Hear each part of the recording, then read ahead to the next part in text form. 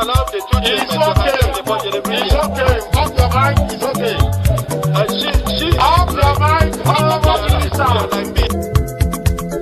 Chai! Now wow, people wey suppose talk truth to power don off mic. And if we talk, now 500,000 they go sama us, call am hate speech. But fear not, my ego don't come. Him go torchlight every corner, nooks and cranny of all these bad people where they spoil our country.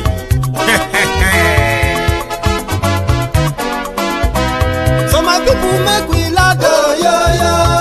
My ego don't come, oh yo yo. My people make we shout, oh yo yo. My ego don't come, oh yo yo. My ego don't come, man of the masses, oh yo yo. My ego don't come, oh yo yo. My ego diary politico, oh yo yo. My ego don't come, oh yo yo. This one not the off in mind, oh yo yo. My ego don't come, oh yo yo. Can in the touchlight every corner, oh yo yo. My ego don't come, oh yo yo. Okay, some people be they holla say they want the power. Chai, them be promise us say we go get light and power. Nah. Them hustle so they can't get the power. But now they know they do anything with the power. Sure. Every day, dollar just they get the higher power over Naira. Still them talk say make we off mind. But thank God say my ego don't come. So my people make you laugh, oh yo yo. My ego don't come, oh yo yo. My people make we shout, oh yo yo. My ego don't come, oh yo yo. My ego don't come, man of the masses, oh yo yo. My ego don't come, oh yo yo. My ego diary politico, oh yo yo. My ego don't come, oh yo yo. This one not they off in mind, oh yo yo. My ego don't come, oh yo yo. Person where they do evil, no one make person talk. Them say that my yegun, that man too they talk. He too they talk. Say my yegun diary, he they hot like pepper. But every day then they take money in bulk. Woman picking, they the street they hawk. Still them talk say make we no talk. But thank God say my yegun don't come. So my people make you laugh, oh yo yo. My yegun don't come, oh yo yo. My people make you shout, oh yo yo. My yegun don't come, oh yo yo.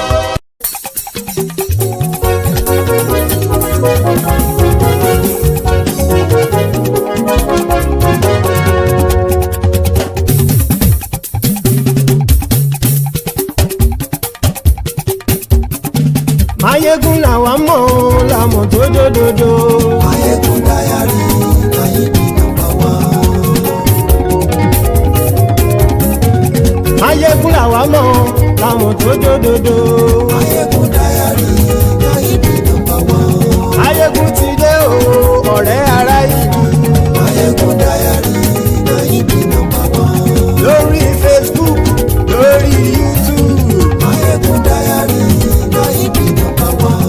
Gbogbo bó ṣe ń lọ ni Mayegun já wa sí. Mayegun diary, Nayibi number one. Àṣírí ọ̀jẹ̀lú kì í bò níbẹ̀ o. Mayegun diary, Nayibi number one. Bó bá ṣe eré, àní Mayegun máa wí. Mayegun diary, Nayibi number one. Ó sì tún ṣe eré, wàá gbọ́ níbẹ̀ o. Mayegun diary, Nayibi number one. Mayegun diary, diary politico. Mayegun diary, Nayibi number one. Godfatherism kò sí lọ́rọ̀ Mayegun. Mayegun diary, Nayibi number one. Ẹ farabalẹ̀ sẹ́ o kẹgbọ́rọ̀ lẹ́nu o. Mayegun diary, Nayibi number one. Àní Mayegun làwa mọ̀ tó dòdòdò. Mayegun diary, Nayibi number one.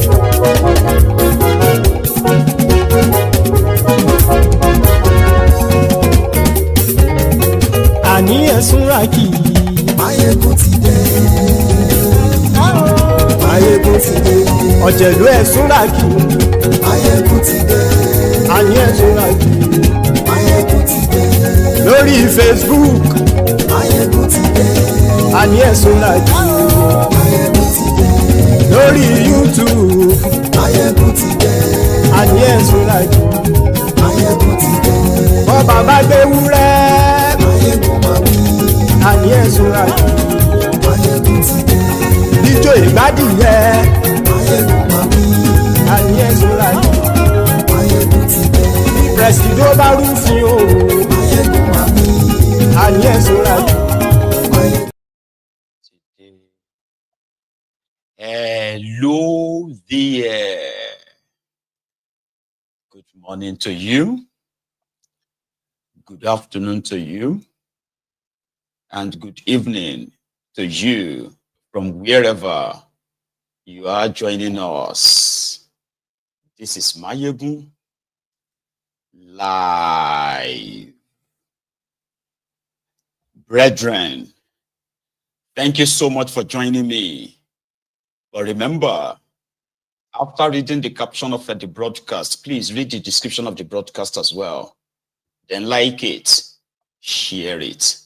Invite your friends, invite your not so friendly friends, and tell them all that Máyégún today, Máyégún is live. Thank you. So tonight, we are starting from the letter sent to the Nigeria Senate. Akpabiole, where Akpabiole is their president, by the way. And in that letter, Koolu made request for several approval for several loans. Remember that I am always here to remind you, right, the characters that you are dealing with. People who have industrialized propaganda, lies. You know, Yoruba says that two people doesn't really lose out on lies. You see, if somebody you are lying to is unaware, fine, but you that is telling the lie, at least you are aware that you are lying, right? But when it comes to the APC, Egbekegbe, lies, they themselves can't really differentiate between lies and truth anymore. That it has gotten so chronic in them that even their own lies that they told and sold to people, they themselves are believing them. You need to listen to them to understand how deranged many of them are. I mean, they are people who live off assumptions, imaginations, and then, of course, promises. And somehow, right, when these lies, perchance get busted, these guys will double down because they want the lie to be true so bad that they will ignore the criminals who lied to them, who put them in this danger, begin to go after those who are questioning and exposing the lies. Propaganda of APC, Egbekegbe. They are also very good in gaslighting people. Asking questions to them triggers them, and therefore you will be gaslighted. Like, are you not happy to hear the news? Are you not this or that? And the moment of truth, whenever it's sort of like it's them, they double down. They are like the most unfortunate set of people you would ever come across. It is like a sickness. But for the sake of posterity, for the sake of our own children, you see, the adults that lie to themselves live in denial of what is so obvious. It is in our place to ensure that the coming generation never grows up to become this set of hypocrites, liars, who have somehow become so heartless too. Now, what is the story?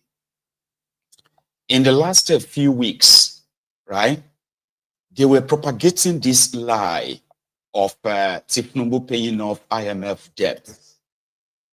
They, in fact, said he paid off $3.4 billion. No, he didn't. Right? In an arrangement that is now obvious why. That Nigeria should be paying back at 300 million since 2023. And a total of $1.4 billion was paid back as the balance of the COVID money they gave to Nigeria that Nigerians didn't benefit a shishi from. You know, that's the first one. Oh. They looted what was supposed to be a loan to support Nigerians during the shutdown. I've been a lockdown, you call them. They stole the money, but Nigeria still had to pay back, right? Anyway, they were so pushy about it that they added so many lies. It cleared the backlog, $7 billion backlog of what? Now, they fed their mugus those lies, and everybody would try to kind of like give them what is really the truth. We're called name, you know. There was something bigger coming. While they were celebrating paying $1.4 billion IMF loan, Thiefnubu already added over 92 trillion naira. You heard me right? 92 trillion naira to Nigeria's debt in 18 months. And most of these debts, right, were never really used for the purpose for which they were, you know, collected. That is the saddest part. If I ask you, just same way I can ask you and say, how many of you can please, in all honesty, come out with facts what Bokwari used $50 billion, the 27.5 trillion naira that Bokwari printed for 8 years, took Nigeria's debt from $13 billion at the time to over $80 billion, $87 billion, what they call the official. Unofficially, it's actually like $110 billion. And then they cooked the book, right? Nobody can say what they did actually use the 50 billion. Nobody can really point to that. But however, it's part of the Nigeria's national debt. It's also part of why Nigeria is suffering from hyperinflation, no matter how much they try to doctor their inflation figures that they have been doing. You know, lies and reality. When you finish eating the lies, then you come back to reality and eat that too. And that's exactly what some of you need to know. The real enemies, your real enemies, are those who told you and still telling you that they are doing a reform.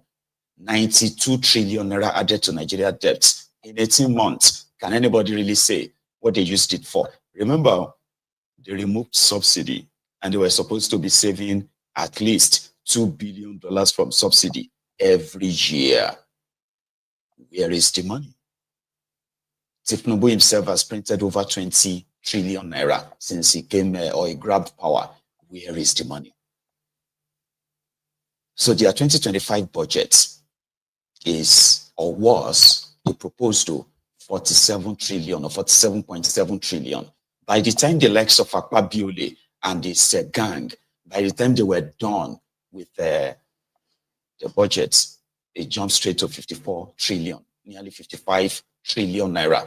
In that budget, they said they expected to generate tax, money from taxes, right? Called revenue, by the way. And then money sold, the crude oil sold and whatever they sell it, right? They said they were going to raise 23 trillion naira from their 54 trillion naira. So where was the rest going to come from? Because of all these Thiefnubu's incessant loans, right? That is why they have to continue to tax you and tax you. You see this one they were calling the, what did you call it? The tax reform, tax reform. They sold to you, right? Has always been part of the conditions given to them that made them devalue Nigerian naira so much that they still continue to kind of propagate the lies that they've made Nigerian naira stronger. In this whole voodoo economy, in this Thiefnubunomic, right? Fiction and reality, they are two different things. So he paid off $1.4 billion. Now he wants to borrow $21.5 billion, 2.1 billion euros, 15 billion Japanese yen, $65 million for a grant.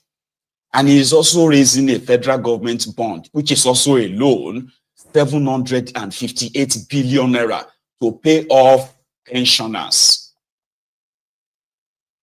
all at once. And guess what? Akpabioli and his gang, they can't wait, because inside that budget, because here is a certain question, or here are some questions that we can ask that should possibly give you an idea the characters you are dealing with. Okay.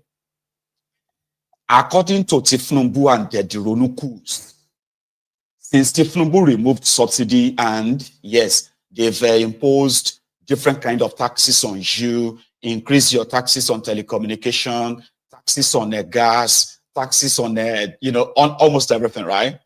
And we are talking about including taxes on electricity, by the way. By removing tariffs, they remove, I'm sorry, I said tariff. By removing subsidy, they remove subsidy on education, removed subsidy on what do you call it? Electricity, right? Remove the subsidy on healthcare. Now, remove subsidy on petroleum products. These are the conditions of the IMF World Bank. So at the end of the day, right, they said the states are getting more money, which they wanted to applaud, because at the end of the day, the money they claim to be given to your state, more money given to state, more money to local governments.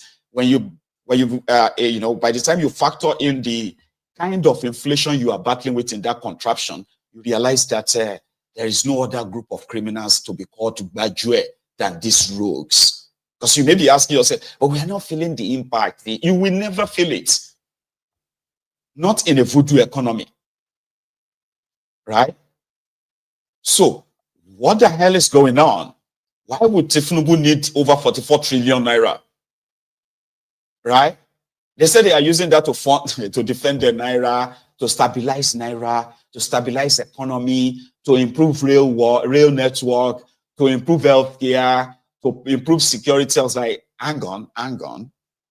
What about the 92 trillion naira that you've added to the debt? What can people really point to? Some said that the coastal road, the one they have, the one that's supposed to be 700 kilometers, right? But right now, Thiefnubu is going to commission 30 kilometers and they're going to put toll gates on it. And they're clapping for themselves. Nearly 2 trillion naira paid to Shaguri. So we're going to go to what he actually sent to the National Assembly, Akpabioli and his gang, because of our time, right? It's a long watch, so I've cut them into bits, right? The first part. Clause. And Section 82, subsection 2, establishes the Pension Protection Fund and mandates federal government of Nigeria to contribute annual subvention of 1% into the fund to part finance minimum pension guarantee for retirees whose RSAs balances had depleted while receiving pension. The Senate is invited to note that the federal government of Nigeria has not been complying. So, distinguished colleagues, I'll take this again. We are looking at requests for approval of the federal government 2025 to 2026 external borrowing rolling plan in the total facility and projects and programs under the borrowing plan of $21.5 billion and Japanese yen 15 billion and grant of 65 million euros respectively, and the summary of the breakdown is attached herewith. The Senate, in the light of the removal of the fuel subsidy and its impact on the national economy, approval is sought for the external borrowing plan. I want to emphasize that the projects and programs included in the borrowing plan were selected based on thorough technical and economic evaluations, as well as their anticipated contributions to the socio-economic development of the country. These initiatives aim to generate employment, promote skill acquisition, foster entrepreneurship, reduce poverty, and enhance food security, all of which will improve the livelihoods of the average Nigerian. The majority of these projects and programs will be implemented across all the 36 states of the Federation and the Federal Capital Territory. In light of the significant infrastructure deficit in the country and the vast financial resources needed to address this gap amid declining domestic funding, it has become essential to pursue prudent external borrowing to close the financial shortfall. These funds will primarily be directed towards critical infrastructure projects, including sectors of power, railways, healthcare, amongst others. Given the urgent nature of these needs and the importance of stabilizing the economy, it is crucial to seek the consideration and approval of the distinguished Senate for the 2025 to 2026 external borrowing plan. This will enable the government to fulfill its obligations to the Nigerian people through timely disbursements and effective project implementation. While I look forward to the consideration and approval of the Senate, please accept, distinguished Senate President and distinguished Senators, the assurances of my highest regards. Yours sincerely, Bola Ahmed Tinubu, President, Commander-in-Chief, Federal Republic of Nigeria. From Mr. President. Request for the approval of the National Assembly for the issuance of Federal Government of Nigeria bonds to settle outstanding pension liabilities under the Contributory Pension Scheme by the Debt Management Office to settle outstanding pension liabilities under the Contributory Pension Scheme as at December 2023 in the sum of 757 billion 983,246,571 naira. The distinguished Senate may wish to note that the Pension Reform Act PRA 2014 provides for the following, amongst others: sections 15(1) and 32, 39, subsection 2 and 3 recognize the accrued pension rights of employees for services rendered before the commencement of the implementation of the PRA 2004 in Nigeria. Mandate the federal government of Nigeria to set aside 5% of its monthly wage bill into redemption fund to settle such past pension liabilities, and National Pension Commission to determine any shortfall in this regard. Section 15(4) guarantees the right of retirees to pension review in line with the provisions of the 1999 Constitution as amended. Because I'm trying to like calm myself, because it is crucial that, you know, what I'm going to say, the following things I'm going to say now, it is really, really crucial that I pass the message properly. Like, we can do it together.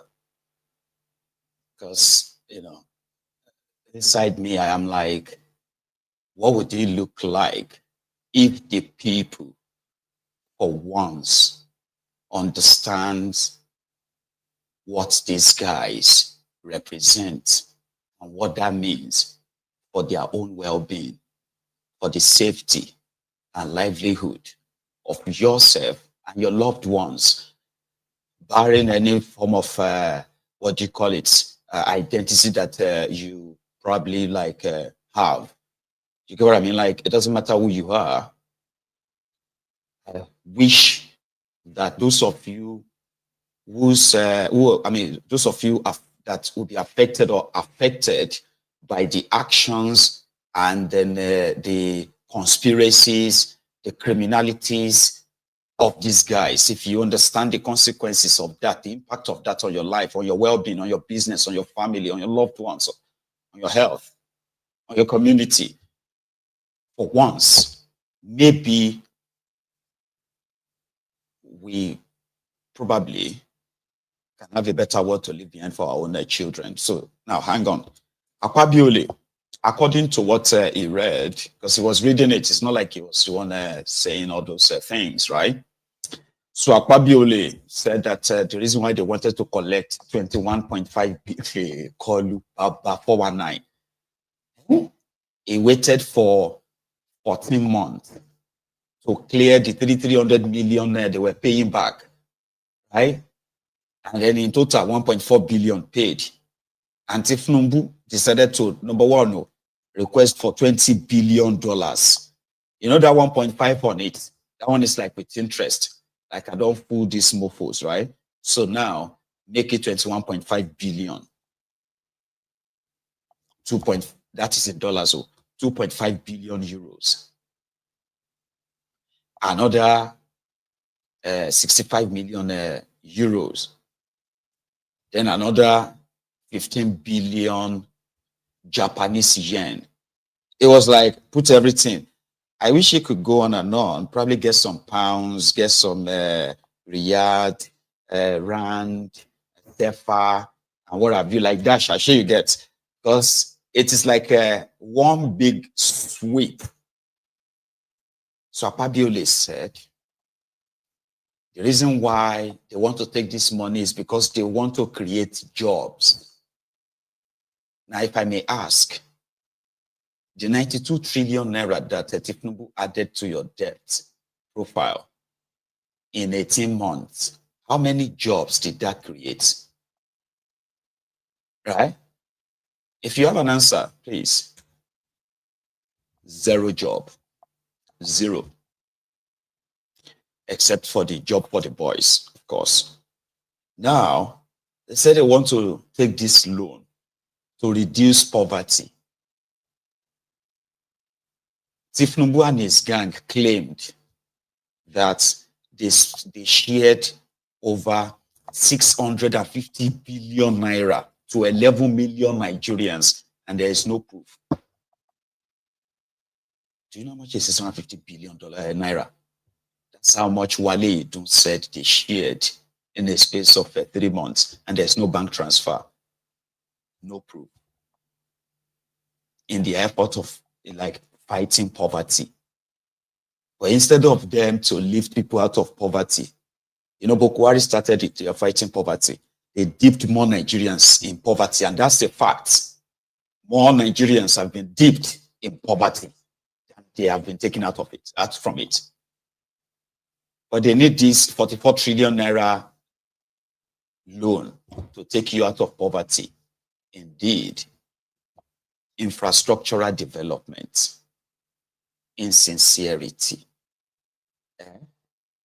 In the last 1.5 years, I'm not even saying 2 years, 1.5 years, how many of you can actually say how many new roads have been built and completed by Thiefnubu's Devlumai?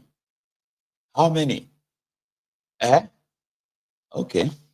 So they need this money to do infrastructural development. Rail, it said power, rail, what have you.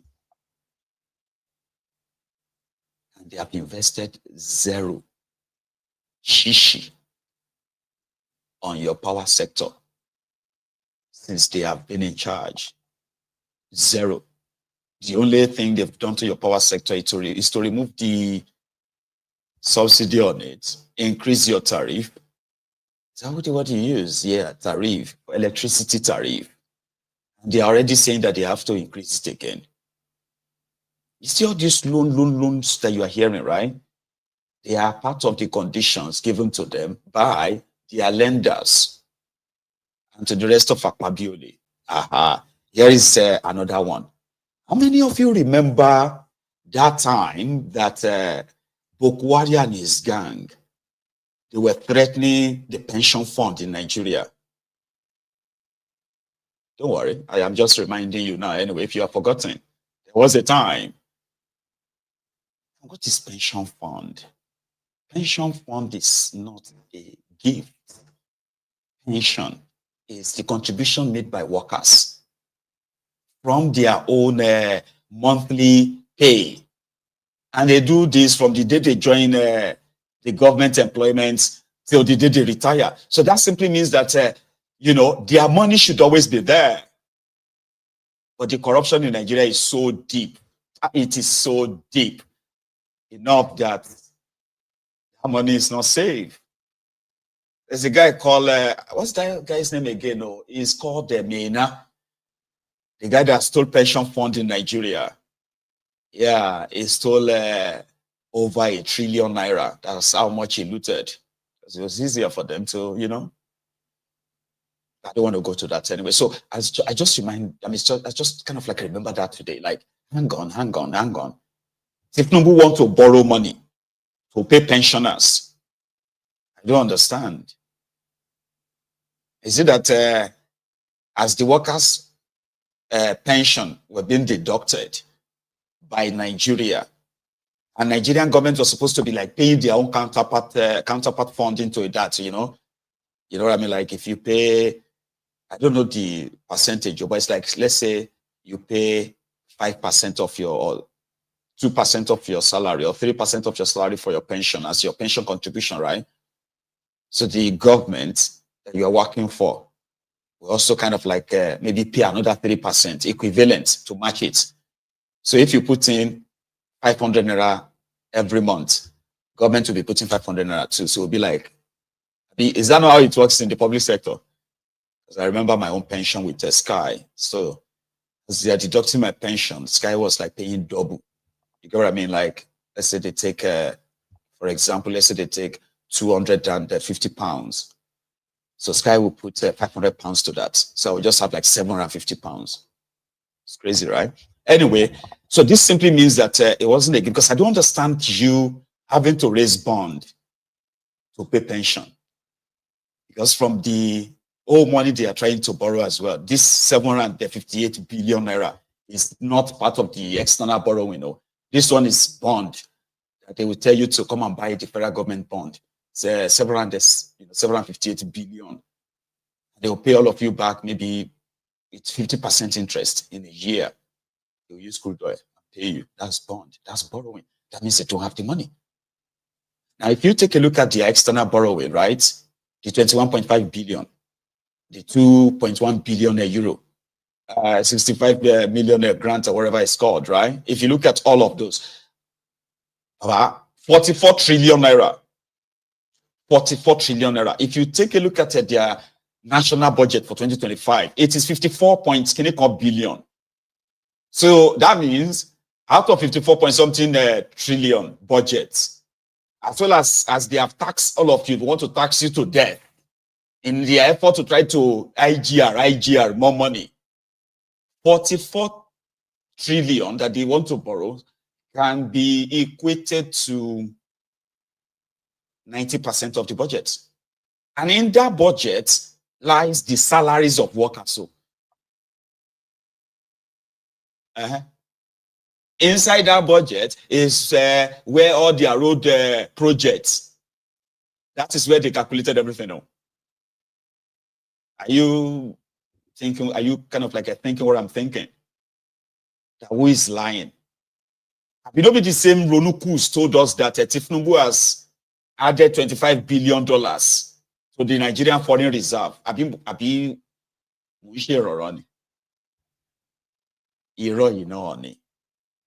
Lies after lies. You are doing reforms. If they ask you to explain the reform, you will say unification of Naira. I don't even know. I mean, what the heck, man?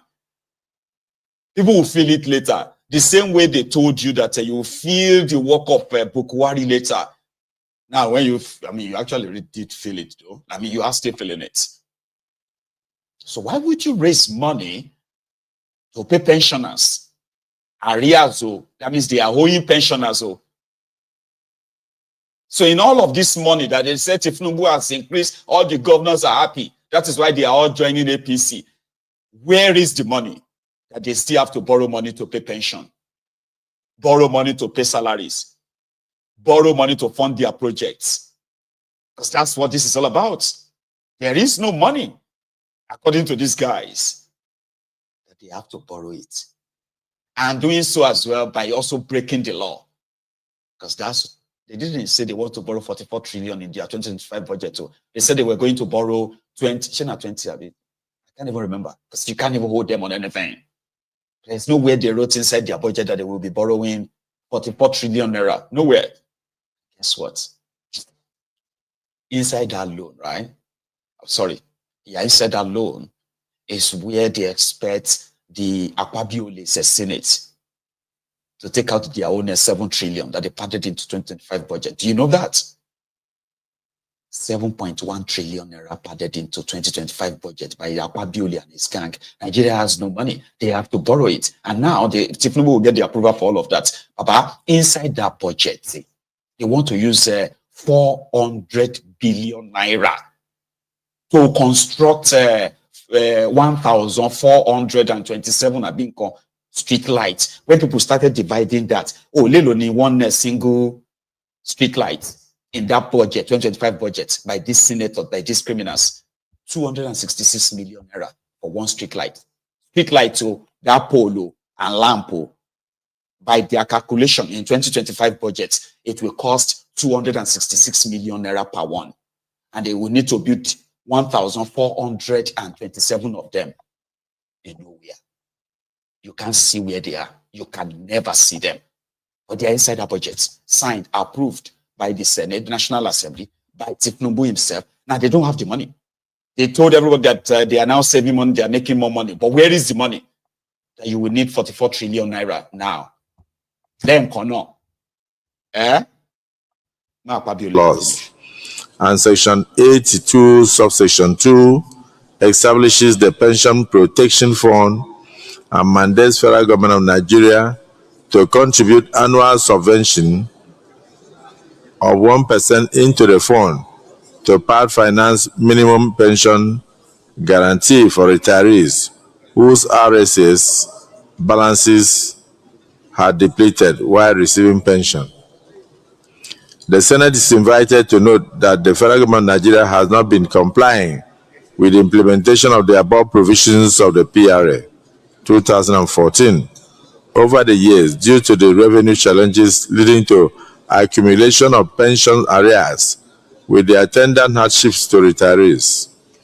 To settle the accrued pension liabilities as of December 2023 in the sum of 983,246,571. I will take that again. 757,983,246,571 naira. The government has decided to raise funds through the issuance of federal government of Nigeria bonds in the domestic debt market. The proposed issuance of federal government of Nigeria bonds to settle outstanding pension liabilities was approved by the Federal Executive Council in its meeting held on February 4, 2025. This request to the National Assembly to approve the issuance of federal government of Nigeria bonds by the DMO to settle pension liabilities in the sum of borrowing of 757,983,246,571 naira is pursuant to the provisions of Section 44, subsection 1-2 of the Fiscal Responsibility Act 2007, which requires the approval of the National Assembly for all new borrowings by the federal government of Nigeria. Further to the provisions of the Fiscal Responsibility Act, the distinguished President of the Senate, distinguished senators, may find below the purpose and cost-benefit analysis of the proposed borrowing. Since the borrowing is for the settlement of federal government of Nigeria pension obligations to retirees, it is an essential investment in human capital development, which is allowed under the FRA. under the Fiscal Responsibility Act 2007. Benefits. It will enable the federal government of Nigeria meet its obligations under the CPS and restore confidence in the pension industry. Positive welfare effect on the retirees, as this will enable them to meet their basic needs, such as payments for routine drugs, rent, school fees of their children, and other family needs. This will improve the health and avoid untimely death of the retirees.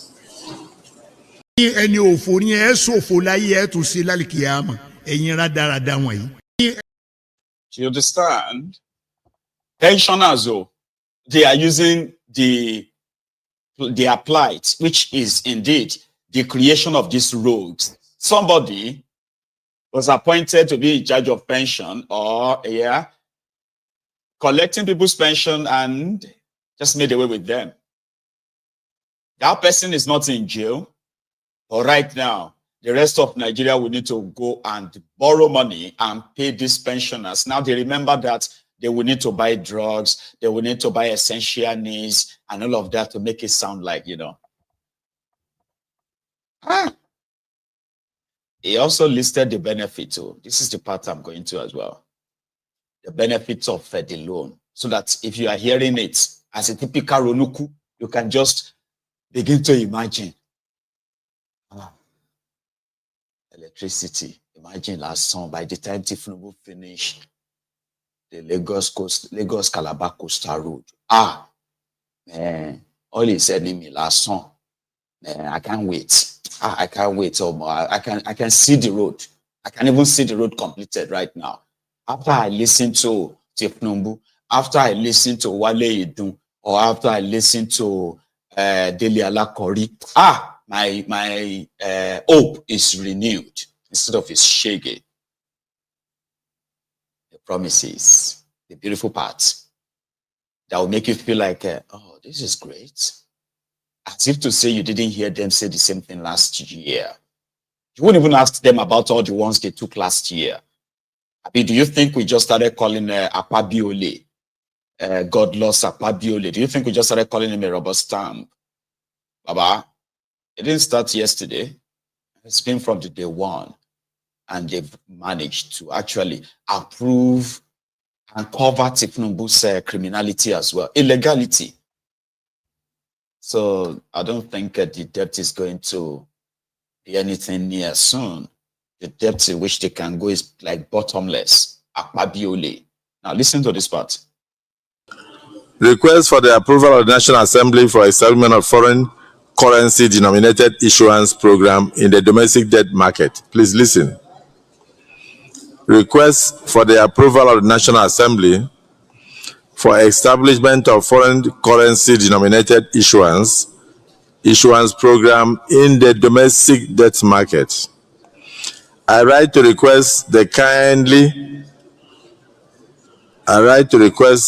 kind approval of the National Assembly for capital raising of up to USD $2 billion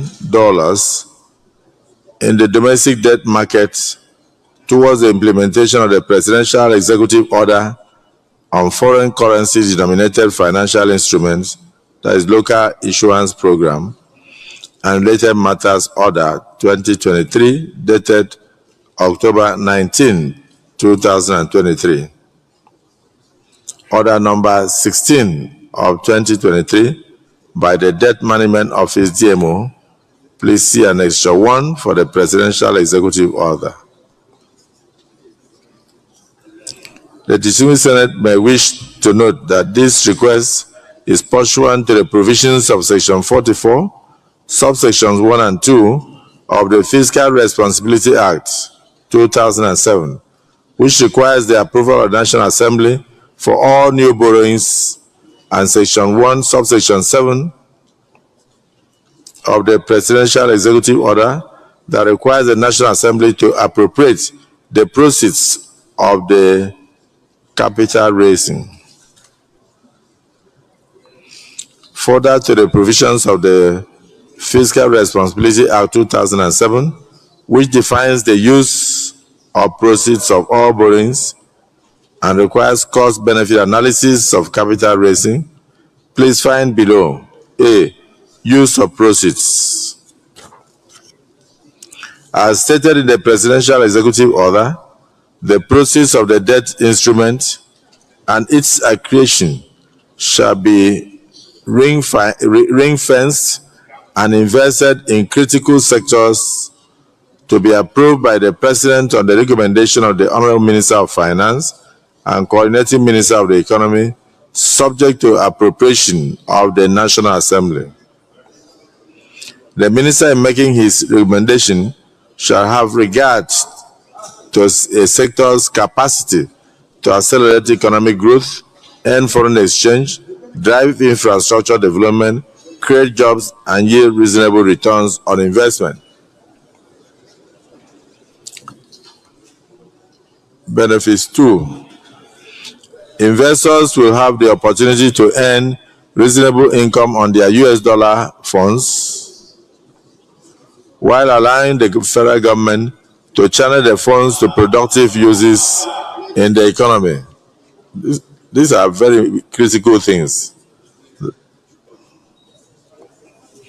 It is a viable fiscal strategy with potential to boost accretion to reserves and promote exchange rate stability. It will help diversify the sources of funding for the federal government of Nigeria and deepen the investor base for federal government of Nigeria securities.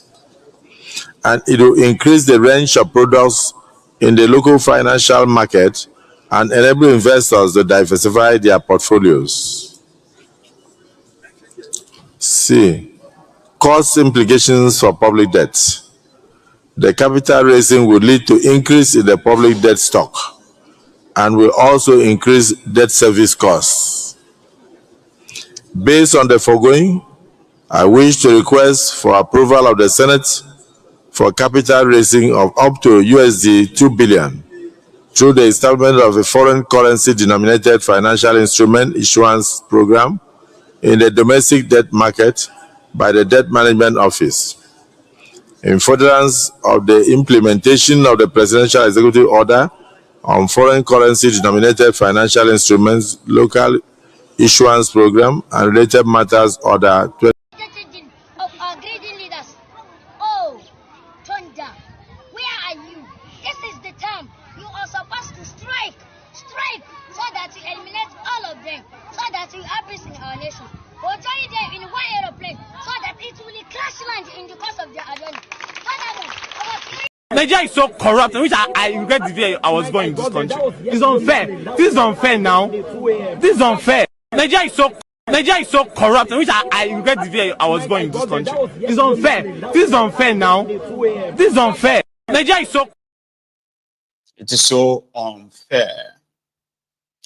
According to Akpabiole, which is the last part, giving people, telling themselves the advantage of raising 2 billion. This is another one. Oh, I didn't even cover that. Another $2 billion locally. This one is not foreign. Locally, to strengthen the Naira. Alone now. You see, by the time Thiefnubu and his gang, by the time they are done, I don't think any of you would really find Nigeria attractive enough that you will still want to remove your shirt and scream, "One Nigeria, one Nigeria." I don't think so. You know, by the time Thiefnubu and his gang, by the time they are done, they will feed you with so much lies, propaganda, gaslighting, blackmail, intimidation, name it. They will use everything. So best of luck if you have an idea of the guys you are up against. The ex-convicts in that room, right? In that senator room or senator's room today, the ex-con, that is Ojiu Zokalu, well, dressed the occasion to remind his colleagues that it is no more time to kind of like pretend. But Thiefnubu, they are all in that election mode right now. All this talk about this project or that one, right? You all know it's just all bollock, right? Now, look at the ex-con himself on that floor, the people that will approve the loan and get their own cuts. I'm coming back home.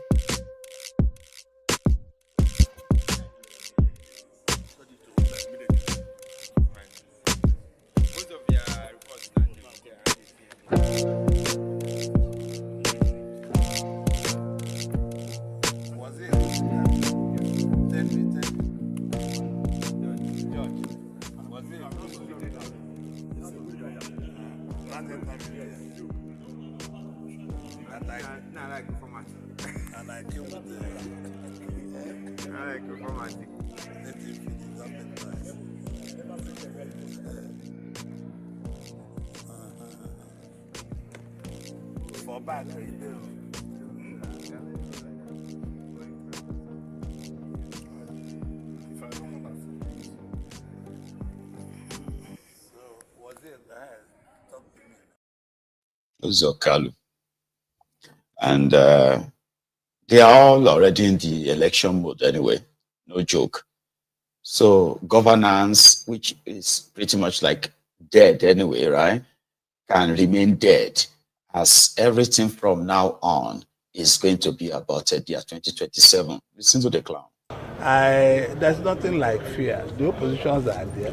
If the opposition don't criticize us for the endorsement, who would they criticize? It's their job to criticize, but it's our job to do our job, and we are doing our job perfectly very well. And I hope that Nigerian people in the next few years will appreciate what Mr. President is doing. Well, is there anything else to endorse? Can you see what I'm wearing? If you look at the dress I'm wearing, you will know what it is. This is Tinubu for president, 2027. My dress is favorite the Southeast Caucus. It does it about 3-4 weeks ago, even before any other president, Tinubu. And I was there, chaired by Governor Hope Uzodinma and co-chaired by Governor of Ebonyi and Deputy Speaker. We were all there. We endorsed him, and that endorsement is what warranted for the national endorsement. We are going to be fair, absolutely, to all Nigerians. And being fair to all Nigerians means we recognize the rule of opposition. If opposition don't do what they are doing, I will not respect them.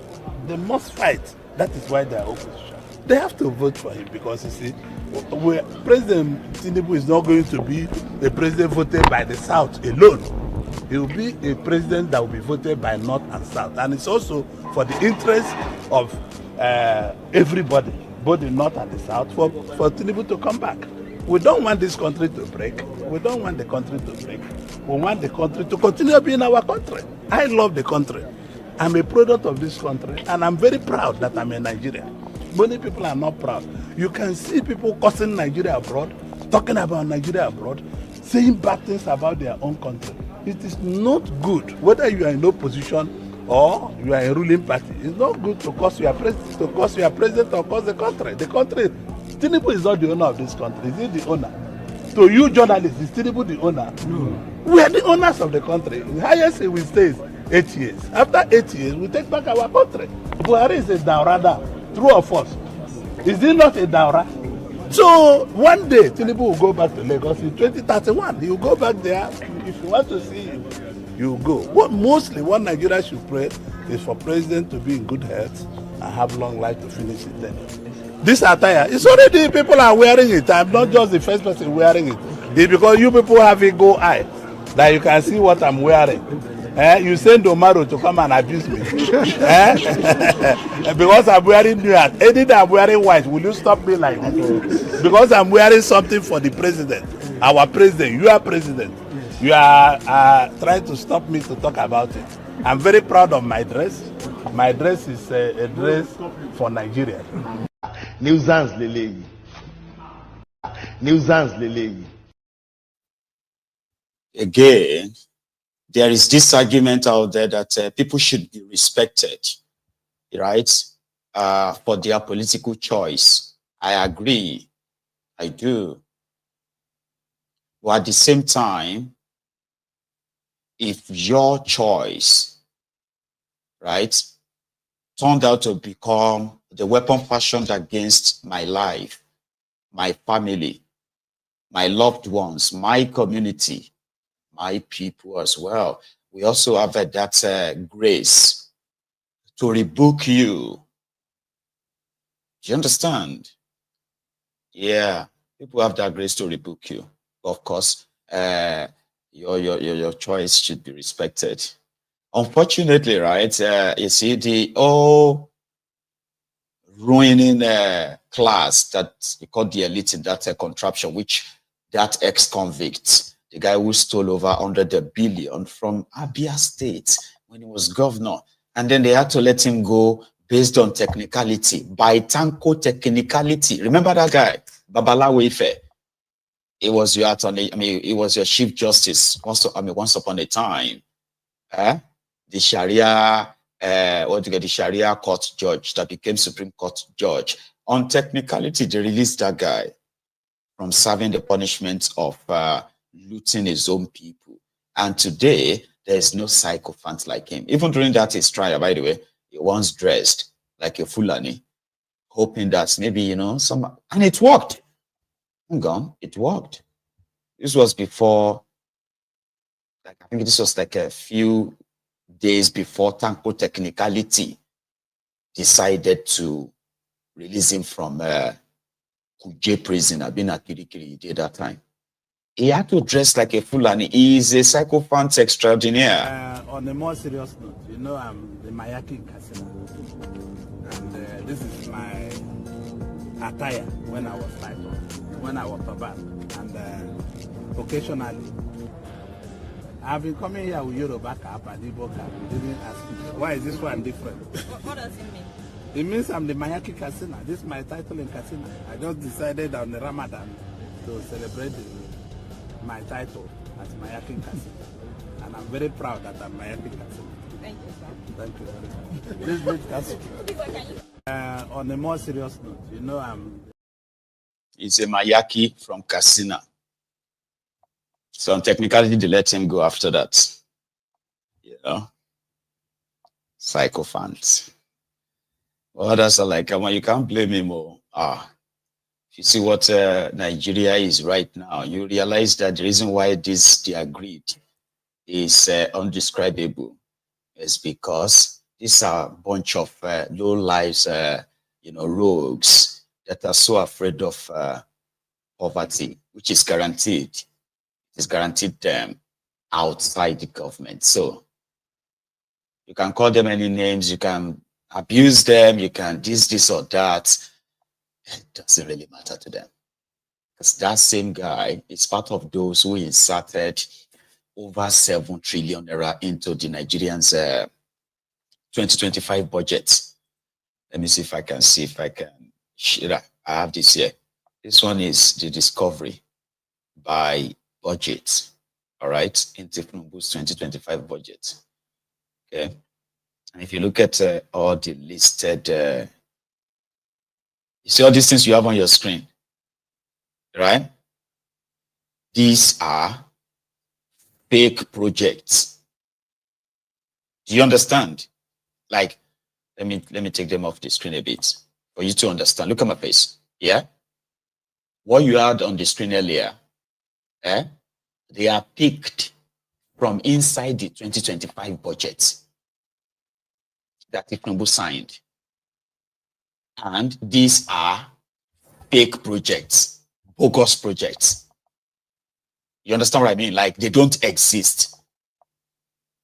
You will see them listed under this agency, this ministry, this agency, that agency, right? For example, they may say a university or a polytechnic in Auchi in Edo State is going to construct a new palace for the emir of Katsina. And you'll be like, how can a poly in Edo State school be constructing a palace for the emir of Zao Zao? Like, what is the correlation? Those are the fake projects. They don't do them. They just get the money out. They will ensure the money is released. Once the money is released, these lawmakers and their friends in the ministry, the civil servants, they will help them process and they will get their share. Everybody will get their cut. Every year. That's the deal. 7 point something trillion. Now take a look at your screen again. Now let's read it together, okay? Now this is a reputable organization that is, always all about financial probity, government responsibilities, and all of that stuff. Here you go. Now they said projects in federal constituencies, 3,573, amounting to 653 billion. Now, see some of the types of the projects. It's a project in the senatorial district that they discovered, though, 444.04 billion naira. Now, what are the types of the project? Take a look. Street lights, 1,477 street lights to use 393.29 billion naira to construct fake street lights. When you divide all of this, right, it's going to give you 266 million naira. You hear me? 266 million naira per street light to construct this 1,477 fake street lights. Now take a look at the boreholes, right? Fake. Now they will construct 538 boreholes with 114.53 billion naira. Now, if to say there are actual boreholes, now I really want you to understand this very well. Oh, this is not just say, oh, they want to construct street lights with 266 million. They are not constructing anything. The projects don't exist. Same thing with the boreholes. You see those boreholes that they are going to use 114 billion to do, right? They don't exist. By the time you divide the 114 billion by that 500 and something boreholes, right? These guys are constructing each borehole with over 180 million naira. About now, borehole. Take a look at another one. ICT related projects. So they have to call it ICT related project because they don't really exist. They just make things up. Now they have ICT related 2,122 ICT related projects that will cost in the 2025 budget to 505 billion naira, 790 million naira. So 505 billion for ICT project that doesn't exist. These are bogus, though. I can go on and on and on. Take a look at another one there. Look at the one that is health-related projects. 319 projects that is health-related that will cost Nigeria 420 billion. And the project doesn't exist. There are others that exist. Here you get now, like, you will still see boreholes. Like, they have more than this. Now, let me explain again. They have more than this 1,477 streetlight projects. But these particular ones, they could not trace it anywhere. The name of the places, they don't exist. Nigeria only make it. Because remember, take a look at that one that is a 1.44 trillion naira. Road construction here. That one is about road construction. 1,380 road constructions will cost 1.4 trillion naira. 1,440 billion. That is the 4 here. That 1.44 to the one there is 1 trillion. The 4 you see there is 440 billion. Billion, not million. And that's what these guys are going to share. So you tell me why they won't endorse Thiefnubu for second term. Scratch my back, I scratch yours. Nigerians can go to blazes. They are gullible anyway. They are divided. They'll be busy fighting themselves. Who cares? Even if you show them, even if they see us looting the money, like, well, they will see have our own people that will say, hey, and so, if na you unko, you know. While on the other hand, they continue to pretend that, they're offering some. So meanwhile, in Abuja yesterday, by the way, you see that bomb blast in Abuja, that blast that happened in Abuja yesterday is actually like a bomb blast. I saw the video of the Soosaid bomber. They said it was a suicide bomber. There is an army barrack in Abuja, right? It's called the Mogadishu Barracks, right? So this bomber, male, who grabbed this explosive, this bomb, for some reason, before he could actually gain entrance into the barracks. the explosive exploded and he became the lone victim in Abuja yesterday. 2027 election and 2027 political run has begun. They have started pulling all of their strings like we used to kind of see, right? Bomb blast in Abuja. I'm coming back.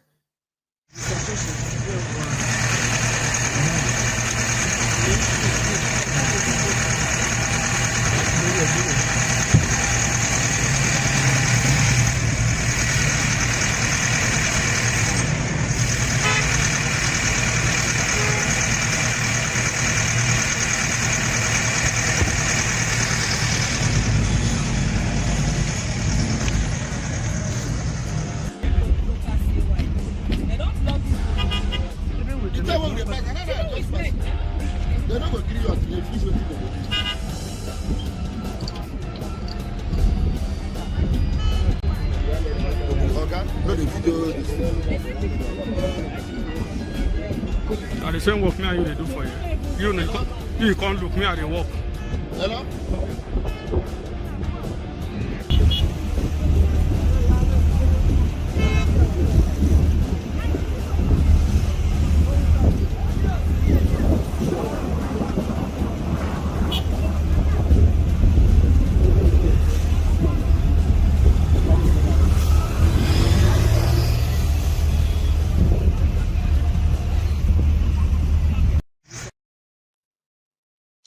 So the security guys themselves have come out.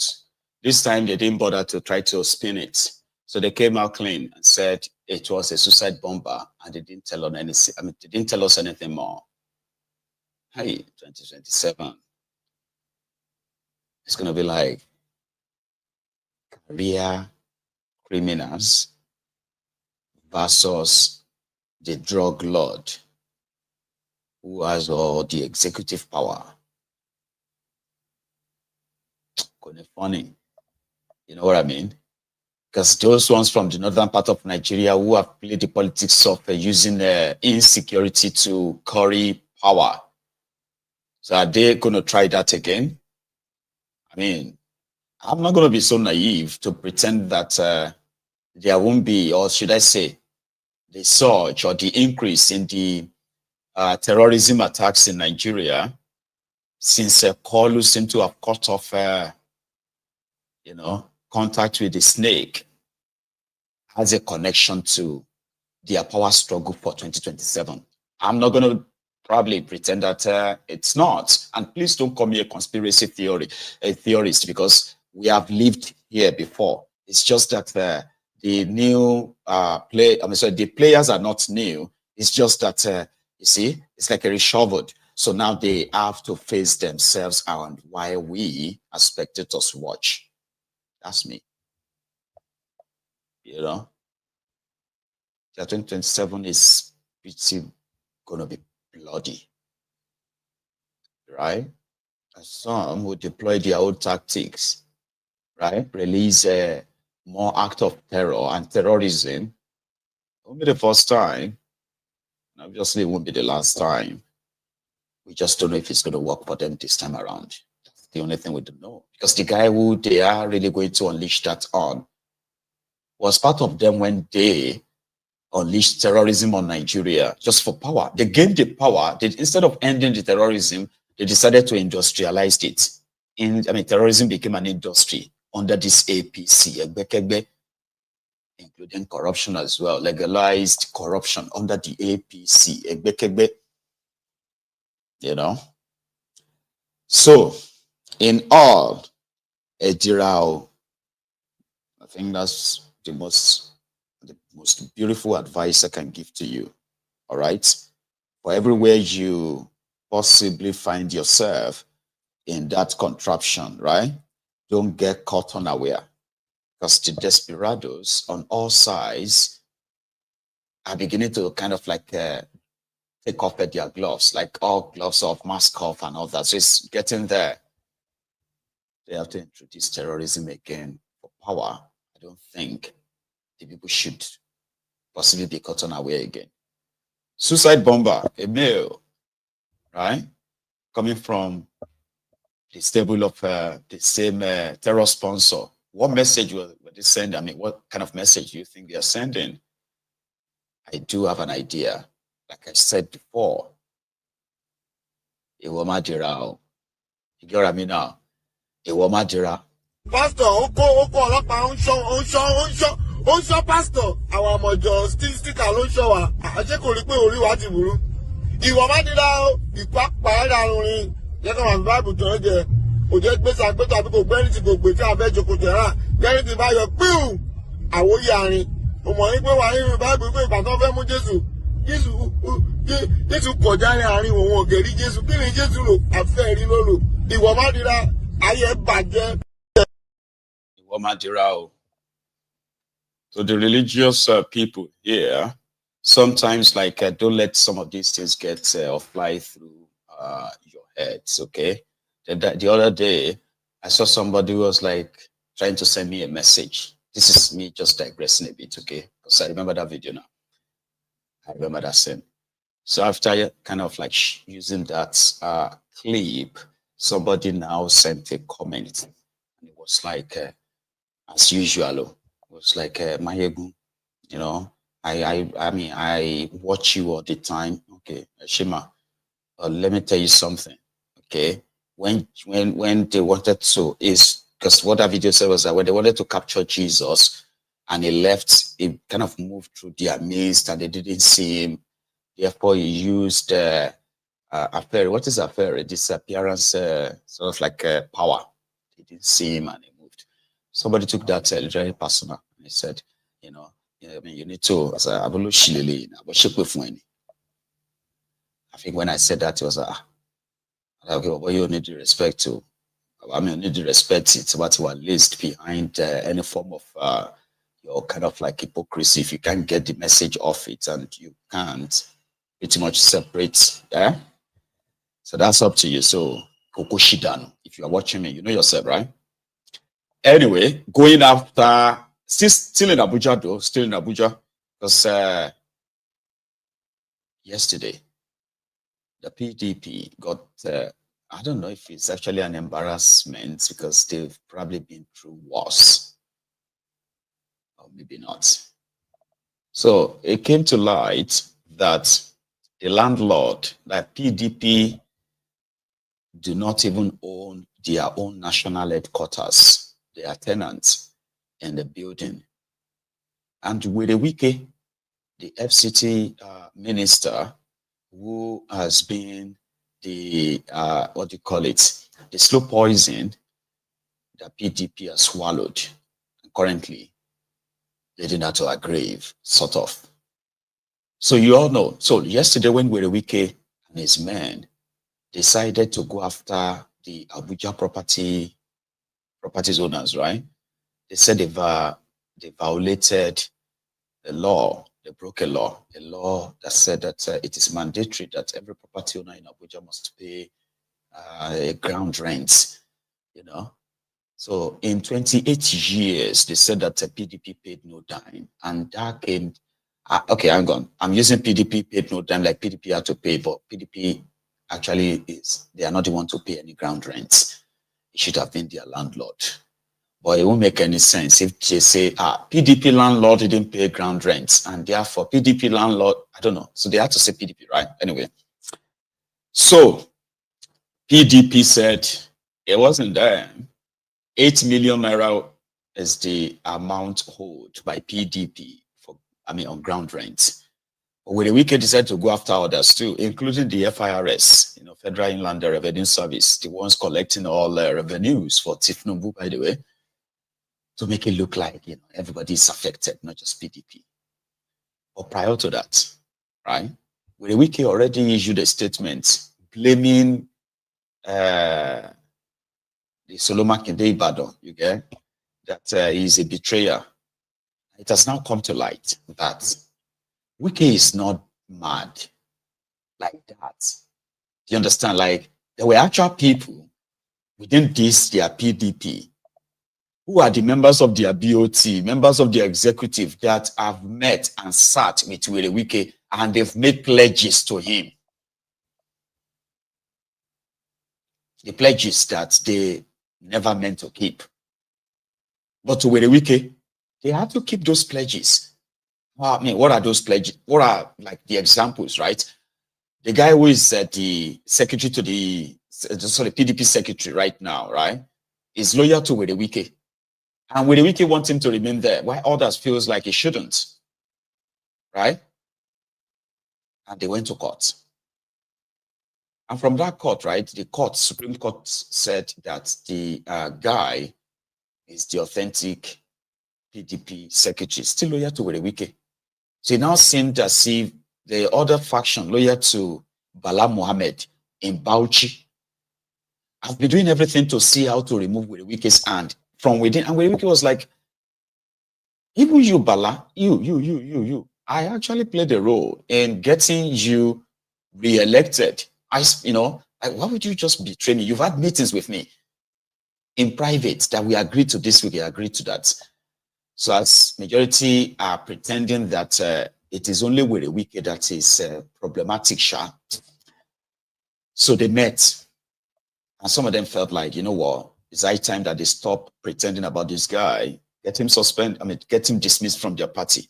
There's something that he accused them of doing. It's like he shortchanged them or played them. What happened? This is the Rivers State state of emergency that removed or suspended the Fubara, the seamless guy, spineless one, right?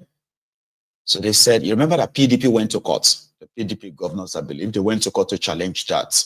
In one of these their nocturnal meetings, secret meetings here and there, where they were actually making pledges to Werewike, on one of those occasions, they agreed to withdraw the case against the emergency rule. But these still are not really satisfactory to Werewike, because so Werewike is like, these guys have actually done me bad, guys. You have no idea. Yes, I'm the loudest, I'm the one who is screaming, but you have no idea what these guys have done. While others feels like he's just an ungrateful bastard, right? Who want to eat this cake and still have it. In all, one person described the whole madness and he said, they may continue to pretend to themselves, right? But it's like a lot of them kind of like have guns and they are pointing the guns at themselves, but they are still smiling, pretending that, or maybe that person is a troublemaker. The deceits, oh my child, stop out there, right? So what happened next is that people destroying people have received a bit of a reprieve from Thiefnubu by design. So Thiefnubu is said to have announced a 14-day extension, which means Werewike should give everybody, every defaulter, under 14 days to pay the money. And then, continue to pay the money. That's not how the PDP reacted, or should I say, the other faction of PDP, right?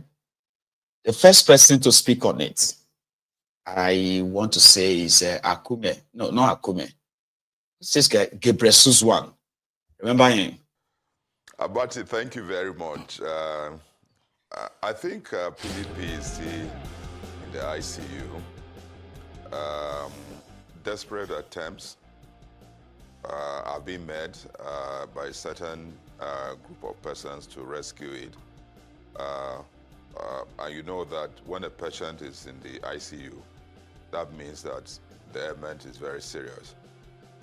As you can witness, the activities that have taken place since we last spoke, if you have, I keep emphasizing this without sounding like a broken record. I talked about leadership. Even at the family level, if you don't have good leadership, that family is doomed. What has happened to PDP basically is that of leadership, lack of capacity on the part of the leadership of the party. How can people, they have had sacred meeting, the FCT minister mentioned it. He said there was a meeting in Lagos, he was invited, they had agreement in Lagos. There was another meeting in Abuja, in the house of a former Senate president, where those agreements were consolidated. If you are sincere to the people, and when we were called, former governors and current governors, about 2 weeks ago to a meeting, none of this was before us. Nobody knew that there were sacred meetings where agreement was reached with the FCT minister. If you engage somebody in agreement, you invite somebody and you engage him, it is only honorable that you honor that agreement. If you're not interested, why do that in the first place? So I don't blame the FCT minister for what he's saying. It's dishonorable for me to call you and agree on something with you, Shegun Abati, at my level, and then I reneged without reference to you. So I don't blame him. It is the lack of capacity of the leadership, and the leadership has not been straight with party followers. We are major stakeholders. If we're called to a meeting by the current governors under the leadership of the PDP Governors Forum Chairman, Bala Mohammed, and that we were not aware that they had had 2 meetings with Nelson Wike and had had some agreement with him, it means that we're hoodwinked. And I think that is not right. If people at this level we engage in those kind of activities, it's very unfortunate. And so I don't blame Wike for what he's doing. There was no need in the first place for them to engage in agreement with him at the expense of other people. Other stakeholders were not consulted in those agreements. How can you go and engage in such agreement knowing that that agreement that you will not likely fulfill? There was no need for that. So I think that the leadership in PDP is the biggest problem that we have. I keep saying this. And Wahala. So that's Gabriel Suswan, your former governor, Director's Court. Is it? It's former Benue governor, isn't it? Anyway, to their own grandpa, another ex-convict.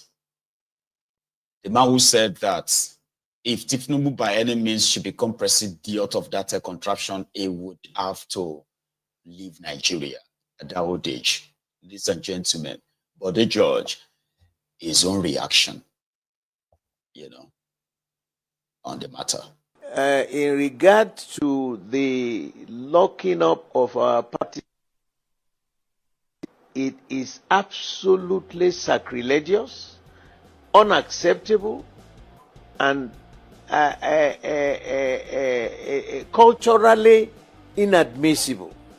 One, the Minister of Federal Capital Territory, Wike, Governor Wike, my political son, it looks like as if this is the party that brought you to life.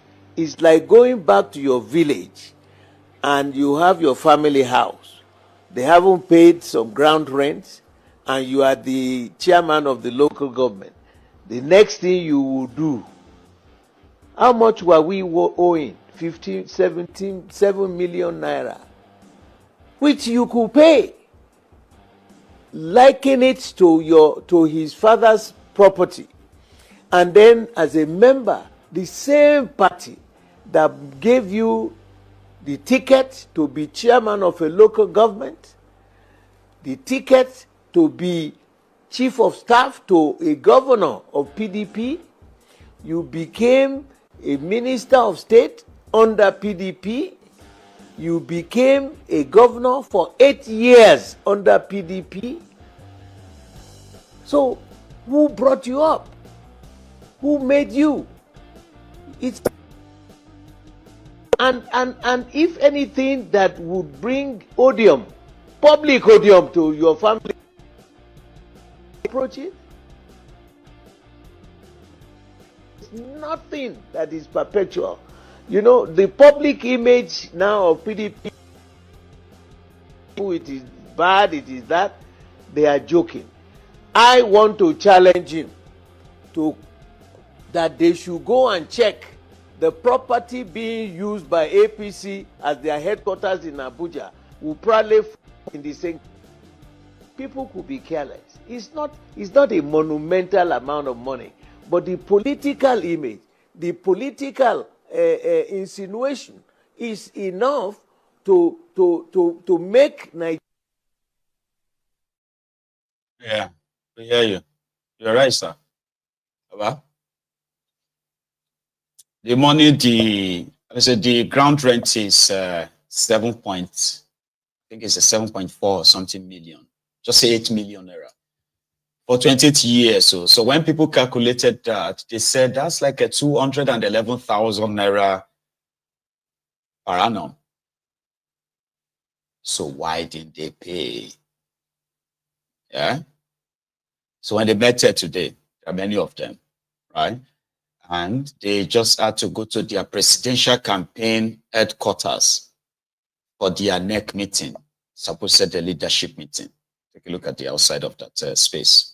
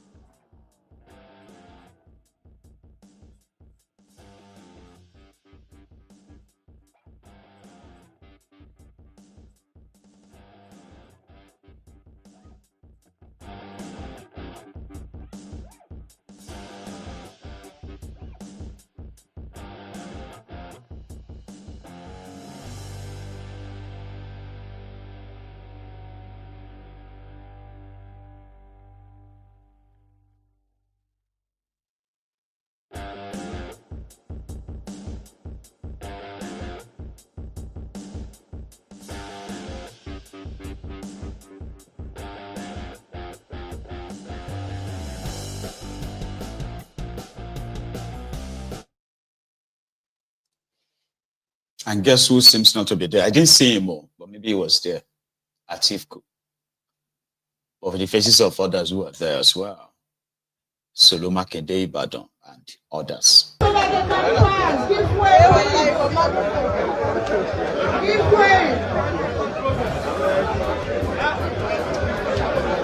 Give way! Give way! Let our governors have access, please. Let them have access, please. Let the governors have access. How are you? How are you? Excellent.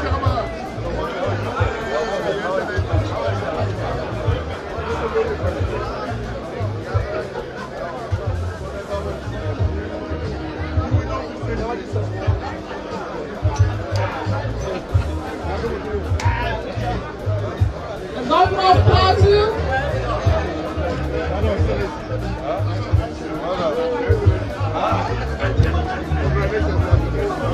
The governor of Soosaid.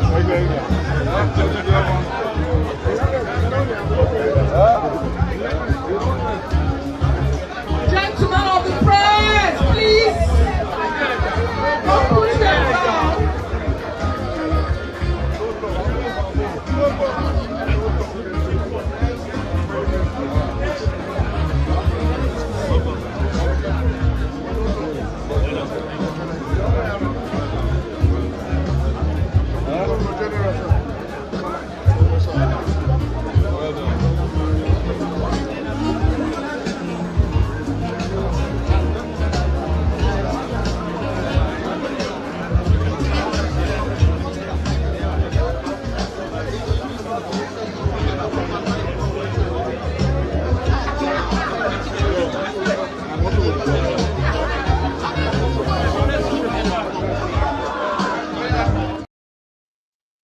I'll save you the rest.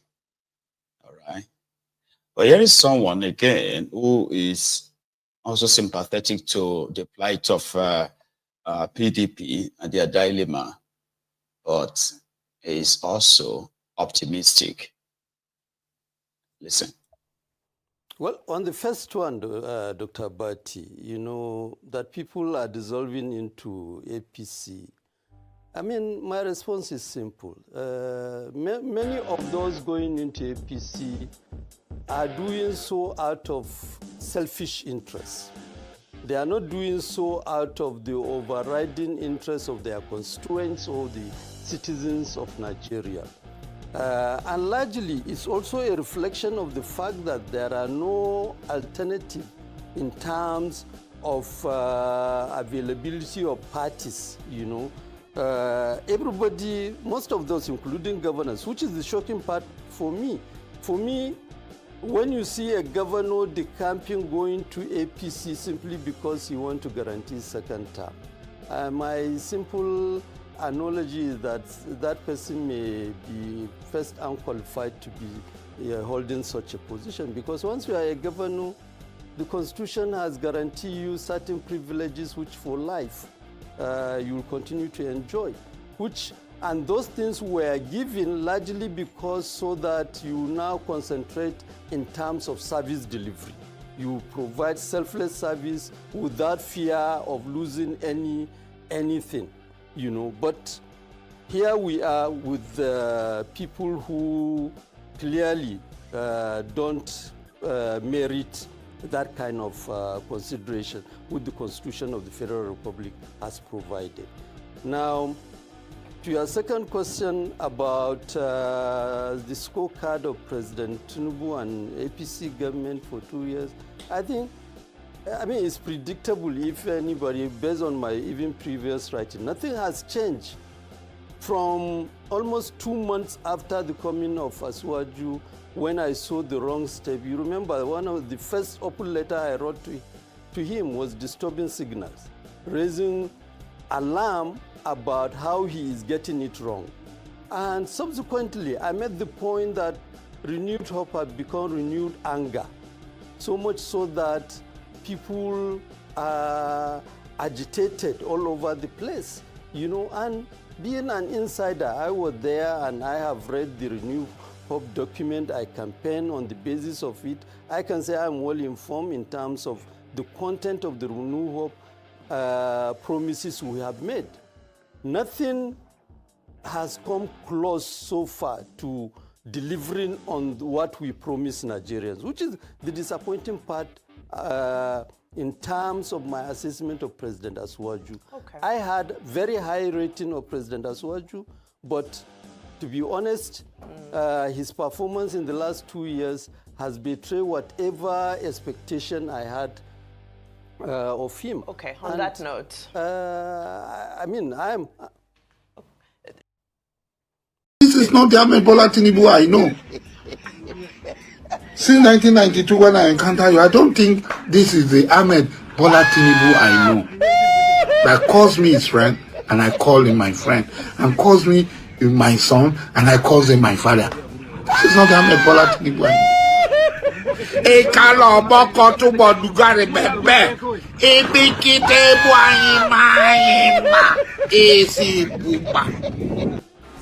I said, if Ahmed Bola Tinubu fails, hold me responsible. You say? I say, if Tinubu fails, hold me responsible. Thank you. The job people are already angry that this is the worst government. We have just started. We must learn a lesson. This man! You gotta trust man. Man, Adam. Your eyes will see what your mouth cannot talk. So that's coming from somebody who claimed to be from the inside, and he can tell you that they are supposed to the renewed hope is actually renewed anger. We call it renewed shege. Some says it is shege and his brother Banza. The two of them are very wicked, and that's exactly what the APC they have been offering you. You know, no chance. All right. Someone said that no chance Nigeria can make it. Not like this. These guys, you know, some people are saying that for not me. Talking about some of these one Nigerianists, they said, if you don't kill APC, APC will finish the rest of you. You know what I mean? So you have to, if you don't, well, you have to live with that. Right? I don't know how it's so easy to look at these criminals, and when you ever come across them, the first thing that comes to your mind is to bring out your phone I want to take a selfie with them. Eh? A young man has raised an alarm over what the supposed Soludom's security of what they did to him. He shared his story. They have a name for them. Give me a second, because I have a name for them. I don't know that that's what they are actually called, right? So I thought they were just vigilantes. All right, they are called Operation Udogachi. Did I pronounce that right? Udogachi, Abina Udogachi. What does that even mean? So those of you who are from Anambra State and normal Easterner, what does that mean? I heard about Ebube Lizard, Ebube Wogeko, which is the Ebube Agu, right? Udogachi, that's what it's called. They call it Udogachi. Anyway, sure.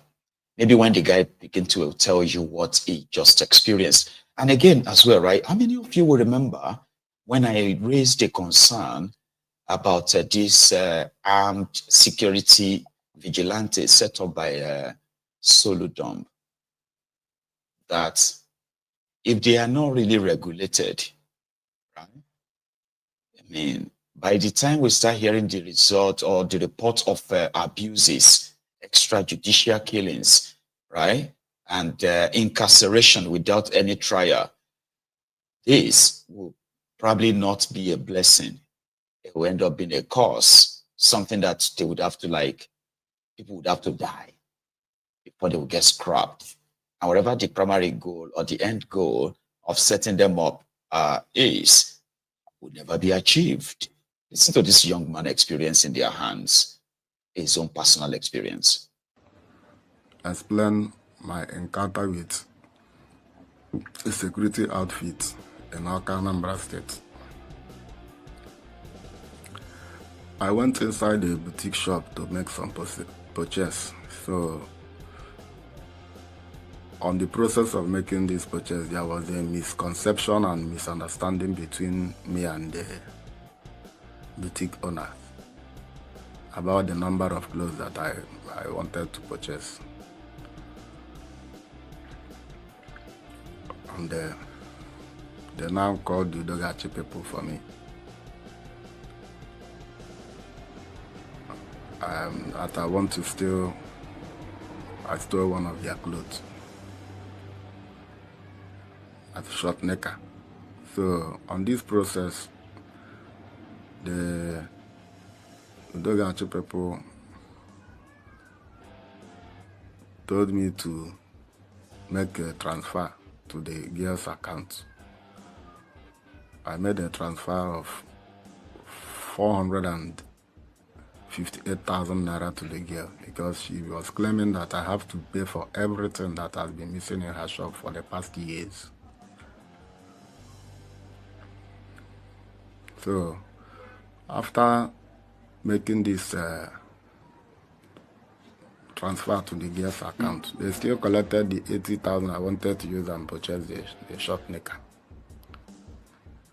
Now, they now took me to an unknown destination.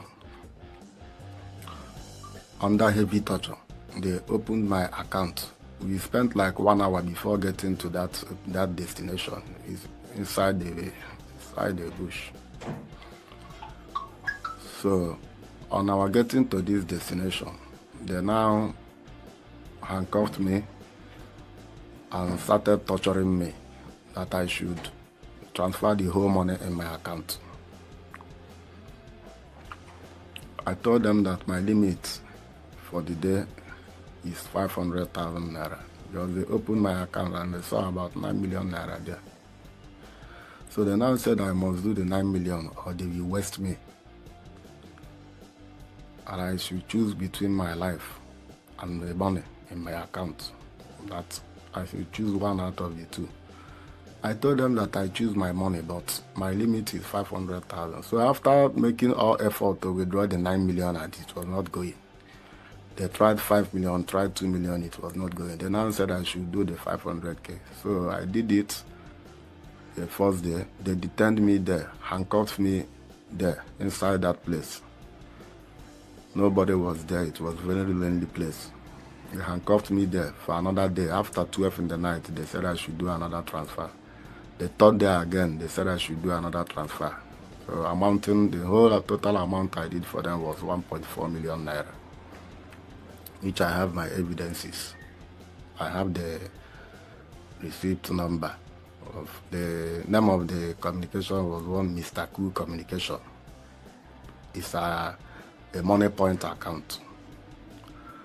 So now when after everything, after withdrawing the whole money in my account, they now told me that if they ever hear outside that I went to report this thing to the police or anywhere, that they are going to kill me. They now collected my phone, called my wife, and I started asking my wife where we live. My wife, out of because they have been looking for me for 4 good days. I wasn't to be found anywhere. So they even went to their headquarters and reported. They said there's nobody there. They also went to the police, all the police stations. They said there's nobody there. So nobody knows where I am. I was inside that bush for 4 days. So my wife even tracked my number with my phone, because they offed my phone and I couldn't communicate with anybody. So now, after collecting this money from my account, what they now did for me, they made a video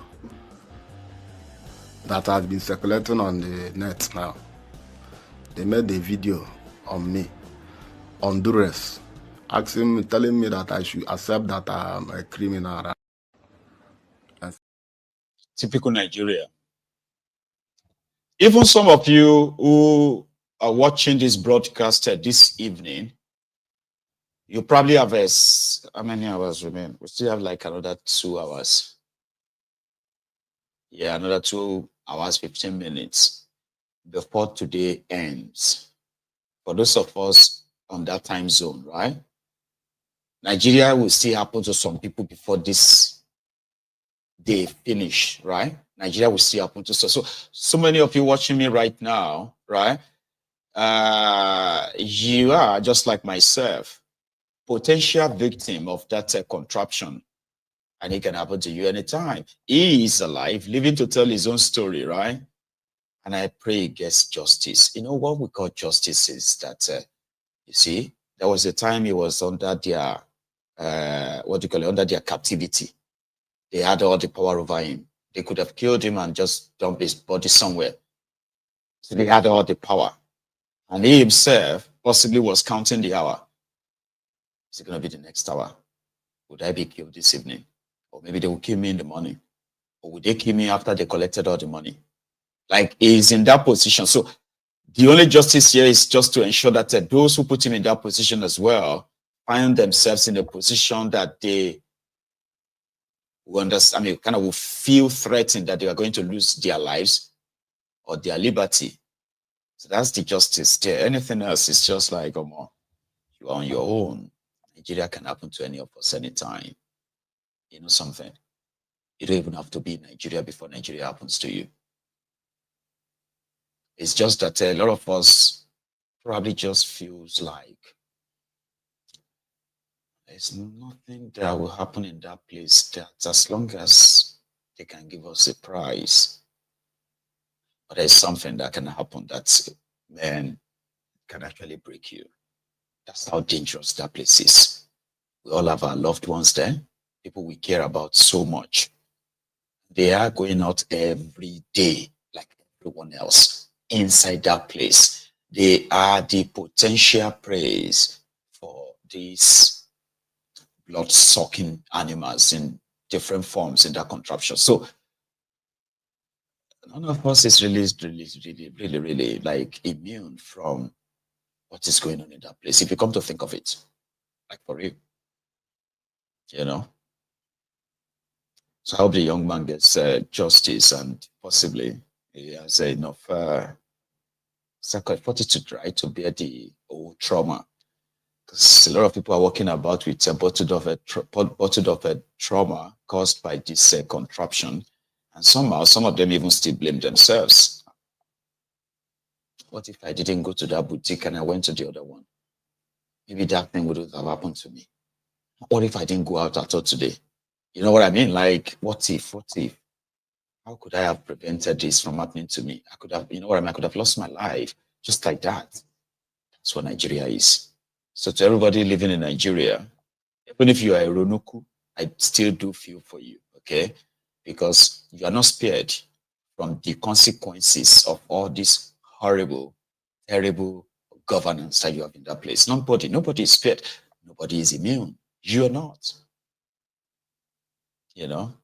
So I do sometimes feel sorry for you too, but I feel great sorry for so many of you who also did what you thought was right to prevent all of this from happening. But here you are living inside the Thiefnubu's Nigeria. Somebody told my friend, an Abroadian Ronuku living in London, right? And he told a friend of mine who is watching as well.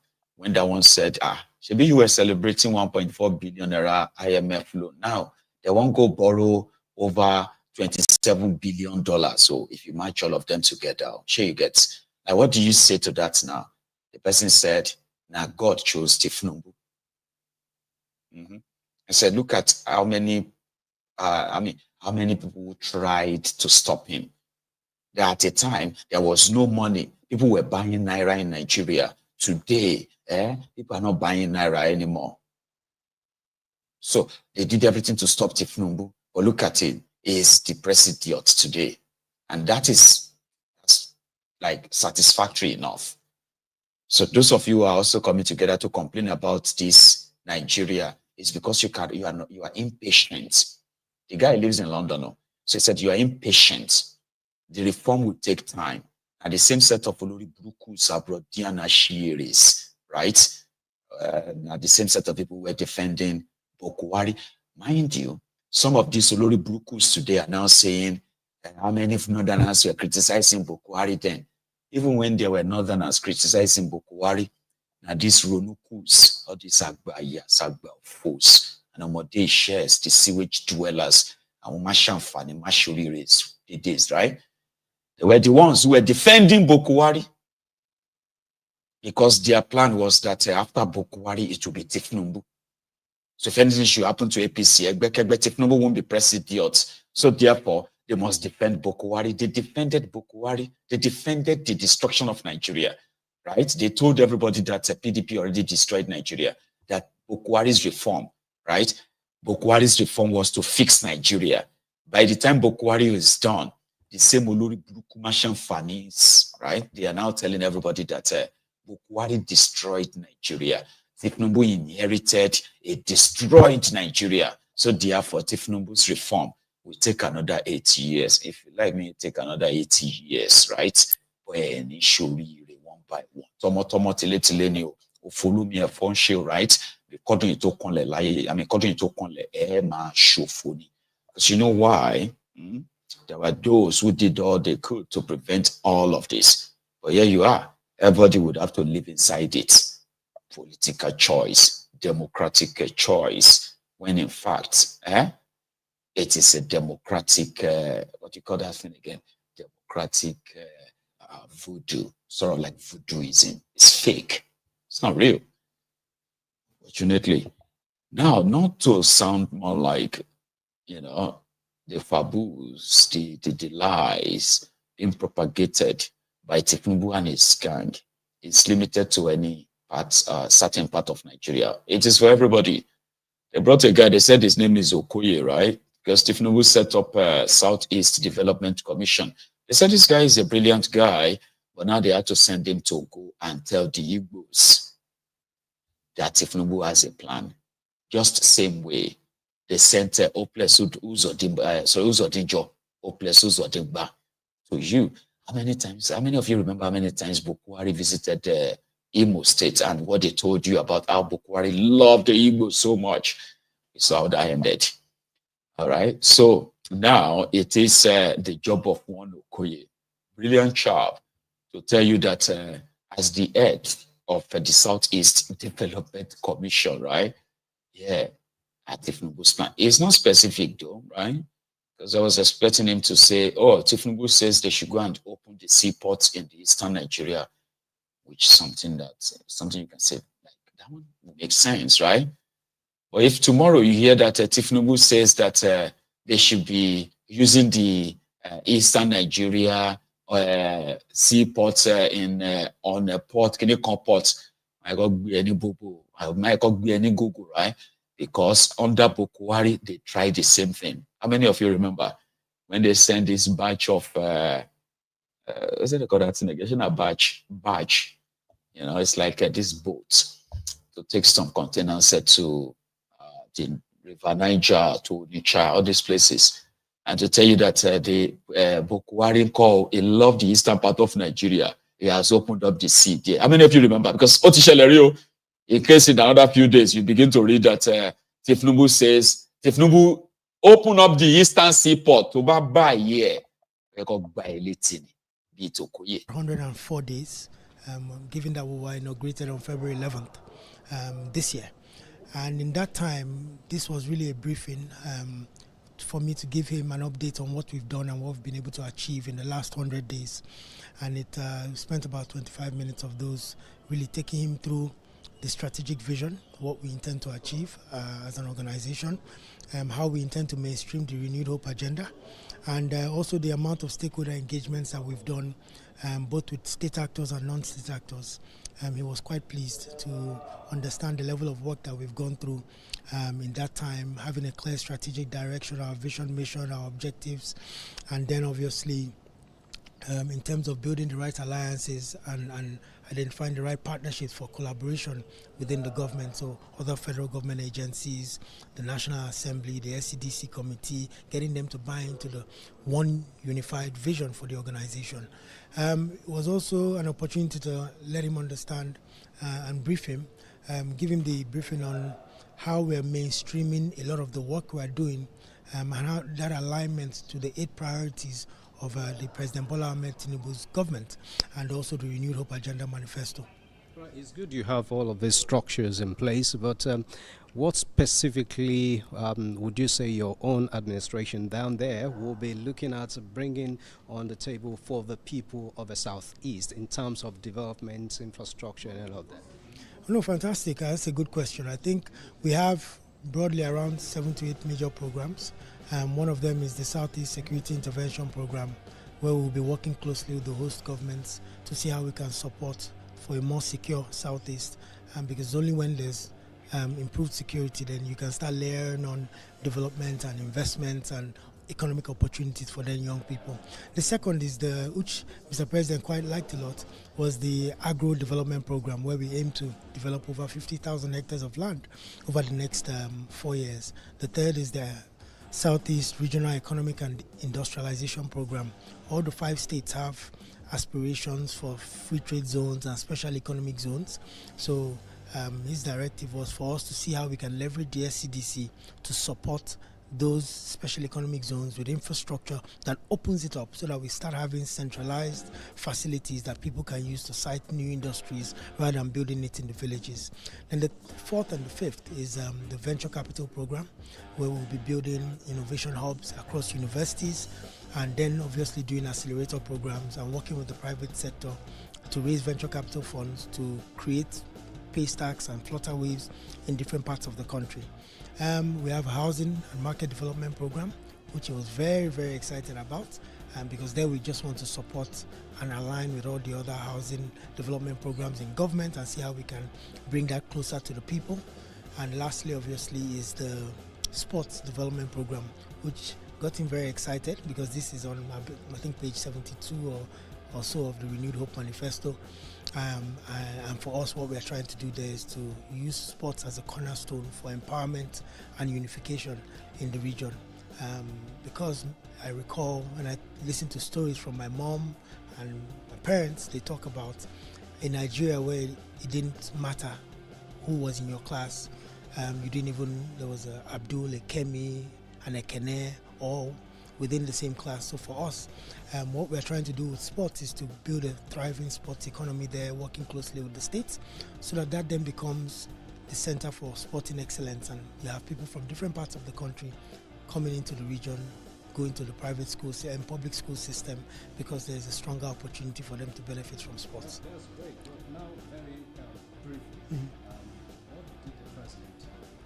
No, Mr. President, said he was excited with what we were doing, but also asked that we commence implementation like yesterday, and commence the rollout of our plans very quickly, that he will, Mr. President is an avid reader, so he said all the documents that were shared, he will read, he will take my number, and he will reach out to us for clarifications on one or two matters.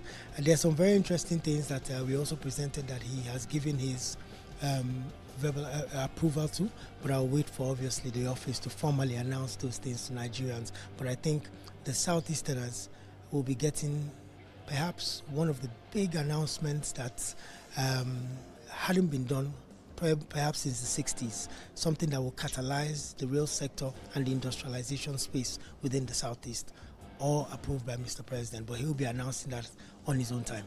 Thank you. Nuisance Lele. Nuisance Lele. Yeah, it's a nuisance. Okay, this is how we're going to do it, okay? Everything is said. Didn't they sound amazing? Like, for example, let's assume that they're actually doing something along that line. Won't you say, man, those are beautiful ideas? Oh? Yeah? Then how would you feel if you now realize that everything he just said, they are all lies? I mean, me, I don't go try to want to use my style to say what I should say, right? Everything is said is just part of the old scheme they are running. It's all lies, everything. But if you think it is not a lie, according to him, because they've already started, according to him, he said what we are already doing. He went to go and brief Thiefnubu. And Thiefnubu is so happy to hear what they are doing in the last 100 days in the eastern part of Nigeria. He said they are investing in security intervention. Job for the boys, right? What does that even mean?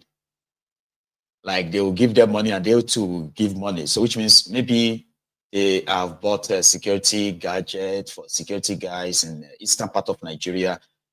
I've not seen that anywhere, right? Okay. So he said that they are doing something about industrialization for the eastern part of Nigeria. Every state, they have their plan. They want free trade zone. They want this, they want that. Yeah. So put it together and make it sound like you actually have a plan.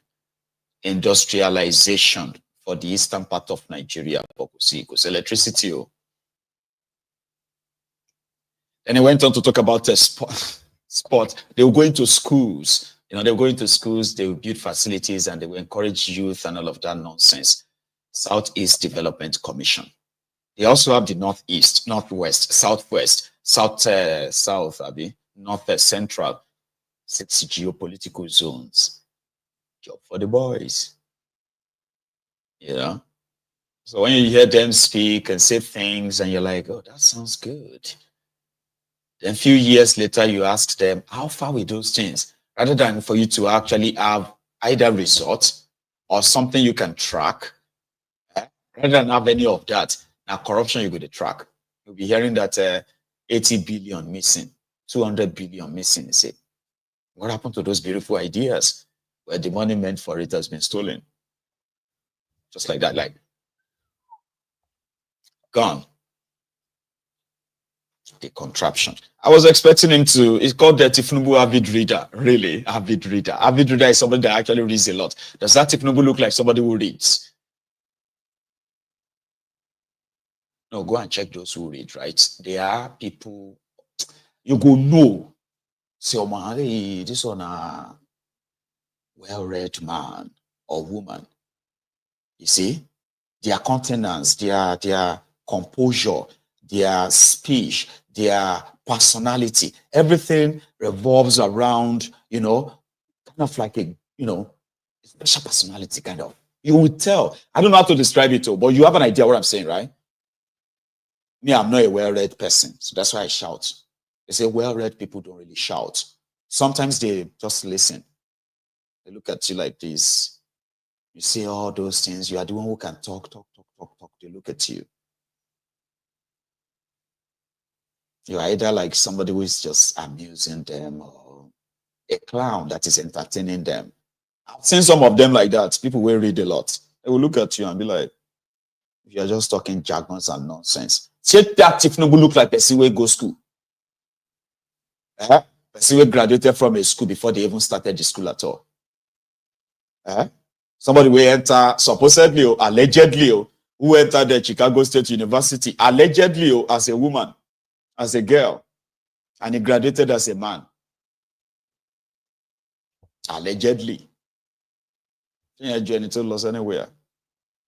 You are doubting me. I can find out a few of Koolu's snippets. The first one. All classes, you know what they call F level? When you get failure in all the subjects that you take. F9, F8, F9, F8, FF, double F. If we lend ourselves to innovation, we can create wonders. Yeah, it's a successful again, a town hall, different from Bulaba. That transmission line is a super highway.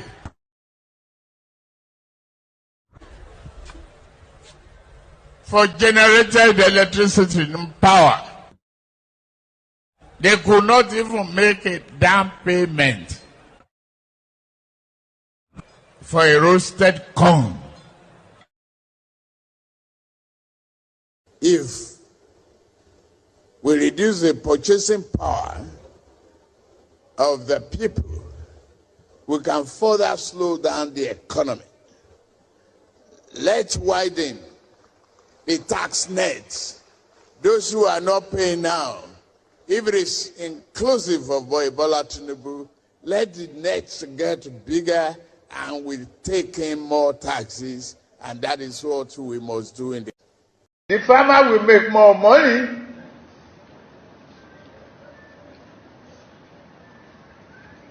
Your lunch will not be imported. Cassava gari, the farmers will make money. The dinner will be cassava by Turn the so-called Yahoo boys to experts in manufacturing and creation of chips that intercept America. 你别笑。我作为专业人员吗？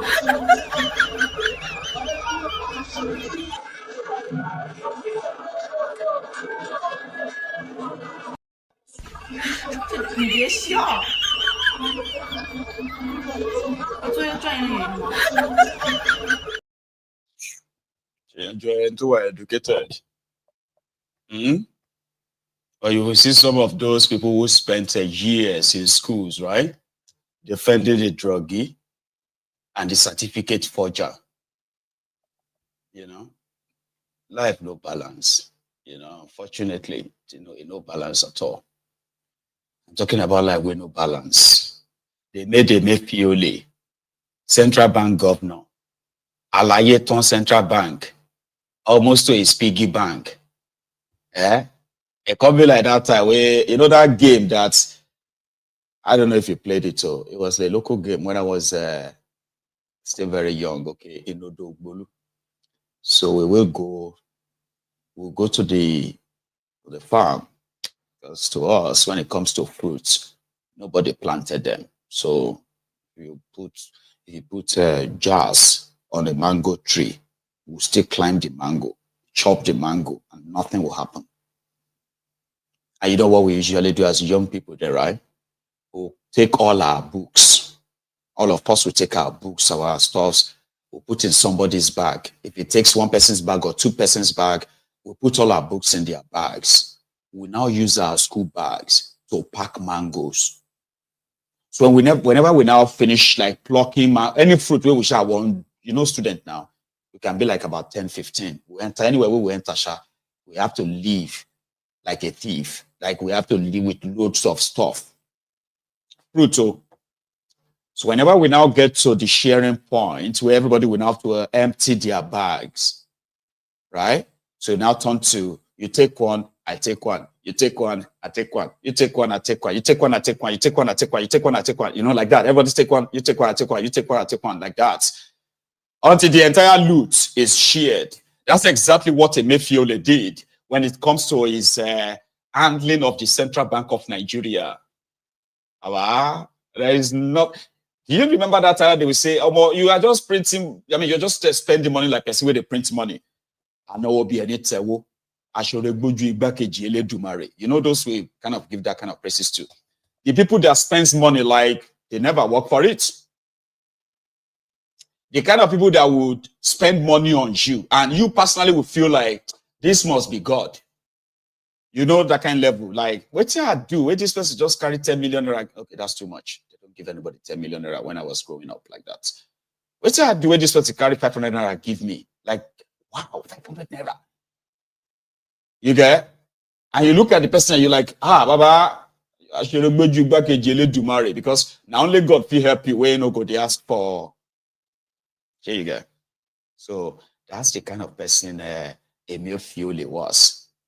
And to make you understand the take your own, I take my own, take your own, I take mine, take yours, take mine. You know what I mean? Is that as they were looting Nigeria, Bokwari and his family, his extended family, his immediate family, as well as his concubine, Bokwari's girlfriend became minister in Nigeria. I don't know if some of you even still remember. No shit, man. Bokwari's girlfriend became minister in Nigeria. Girlfriend. 1986, I mean, 1984, 83 girlfriend, you. Person when they cook for Bokwari, for Kaduna, when Bokwari was still married to Saratu. Saratu was Bokwari's first wife, right?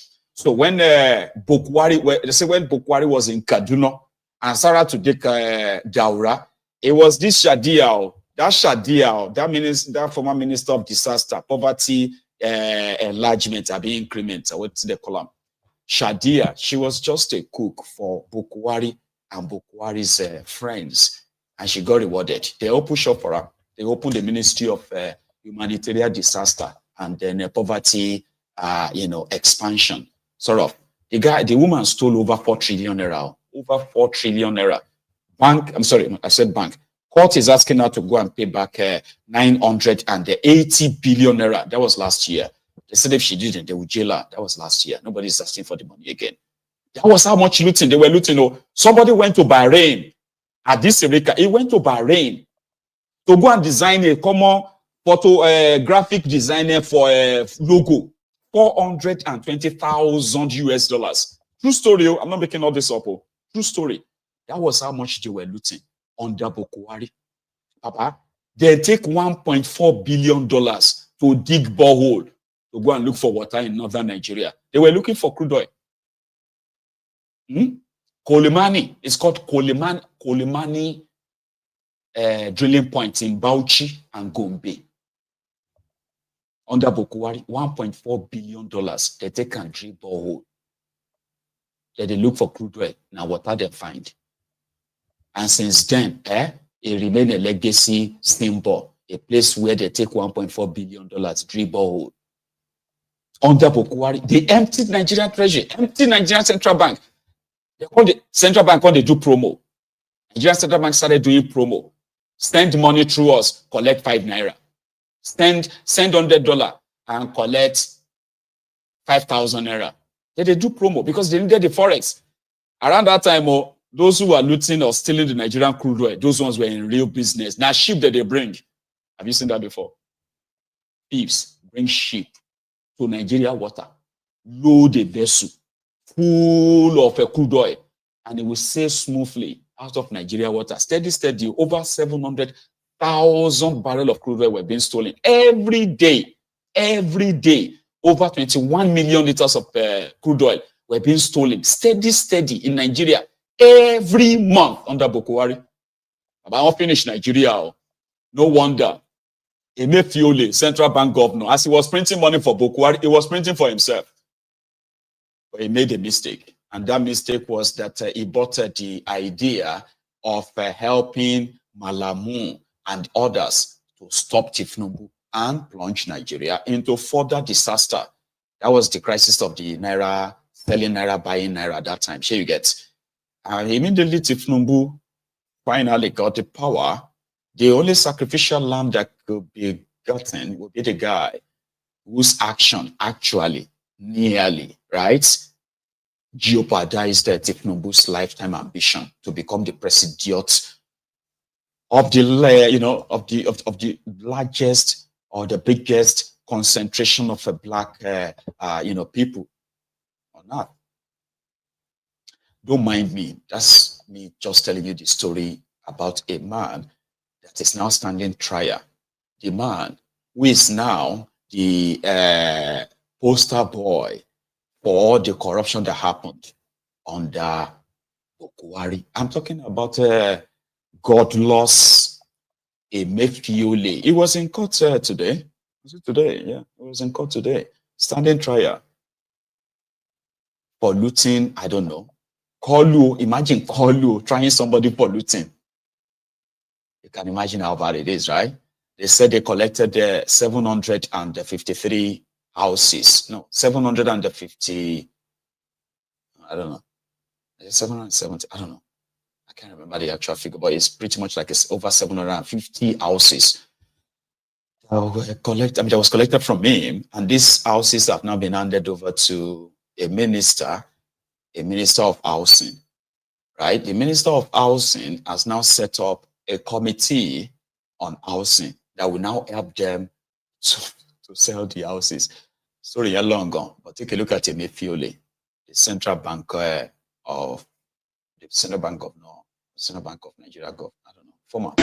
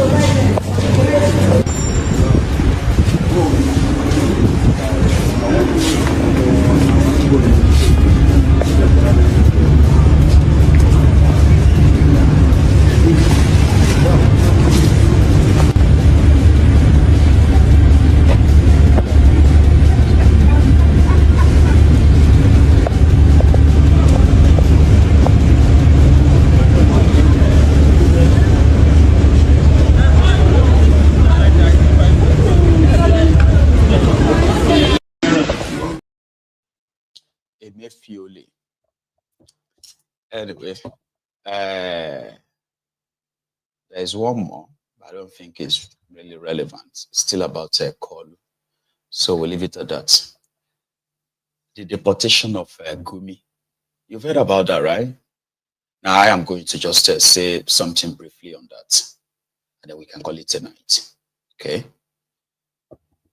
Sheikill Osama Bin Gumi is number one, is the son of a man known to have brought terrorism to Nigeria in the 60s, using his own closeness and connection to the Sardauna of Sokoto as his religious advisor.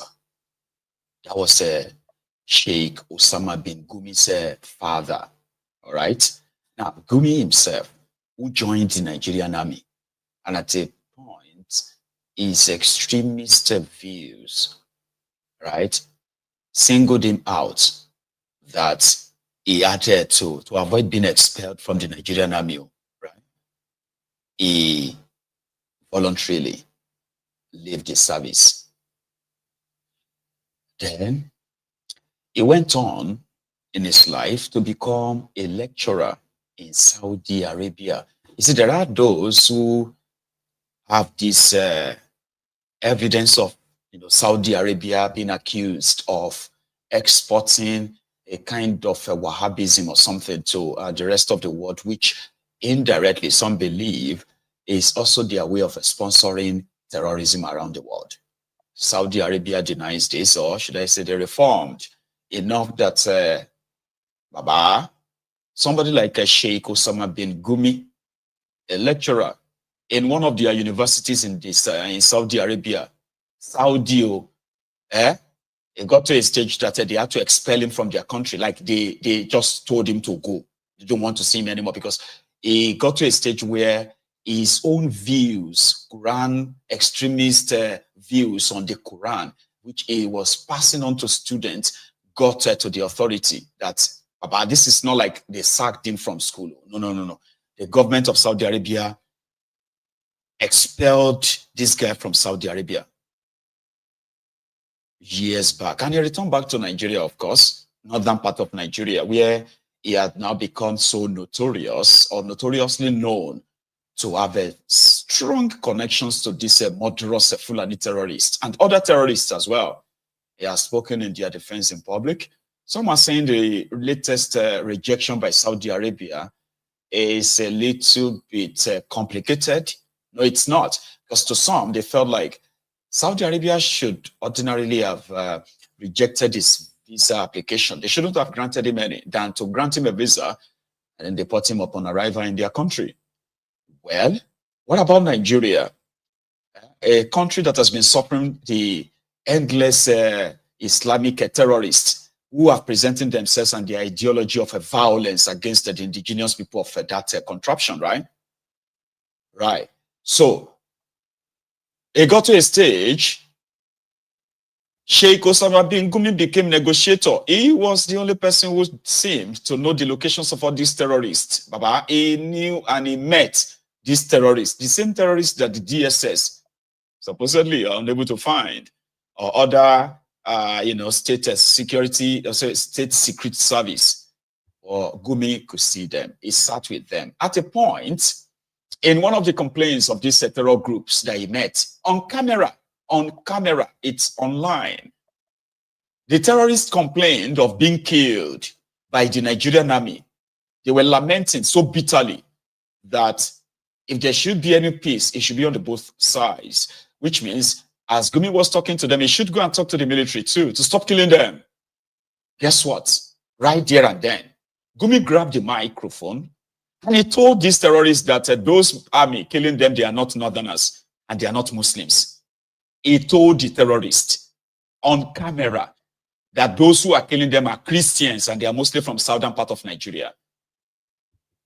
We've had those who are southerners who join Nigerian army and who have lost their lives, not in the hands of the terrorists, but in the hands of their supposed colleagues who are indeed terrorists in uniform. Imagine somebody shooting at you, your colleague shooting at you because you are killing too many terrorists. We've had evidence of that. We've had those who didn't live to tell the story. We've had instances where a bunch of southern soldiers serving in that same war front have been ambushed due to wrong or poor or fake intel that they were sent to their death. We've seen a lot. Yeah? And the guy behind all of that is seen in Nigeria, especially northern part of Nigeria, as a leader. They continue to share and spread this sort of hateful, hateful kind of like rhetorics. So if Saudi Arabia says they don't want a Gumi, well, that says a lot. And those of you who probably would love to defend them or continue to defend them, I pray for you. I do. I really do pray for you. Because the only people who are the real victims are mostly the ordinary people like me and you. Just me and you. Let's go to bed. Thank you so much, everyone, for your time. Thank you very much. Make sure you like the broadcast. If you haven't already, please like the broadcast. Like it, share it, subscribe to my channel. And next time, it will be us again. Good night.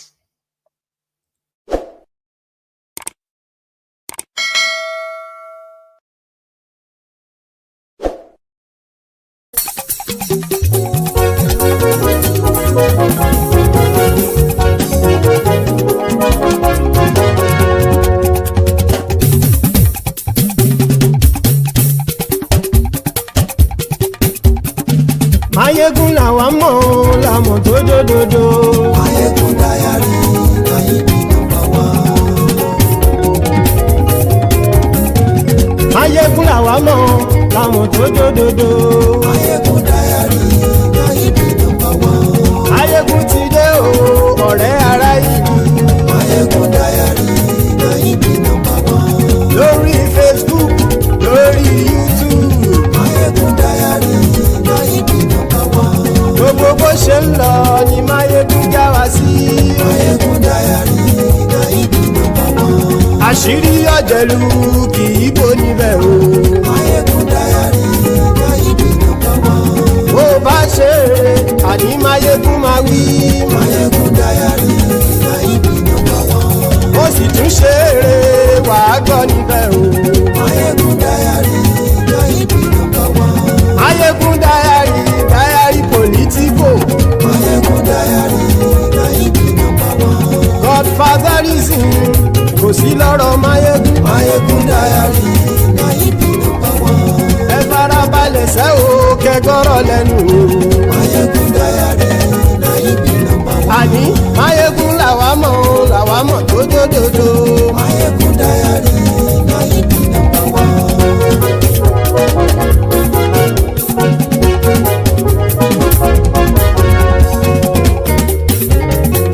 Àní ẹ̀sùn ràkì. Mayegun ti dé. Mayegun ti dé. Ọ̀jẹ̀lú ẹ̀sùn ràkì. Mayegun ti dé. Àní ẹ̀sùn ràkì. Mayegun ti dé. Lórí Facebook. Mayegun ti dé. Àní ẹ̀sùn ràkì. Mayegun ti dé. Lórí YouTube.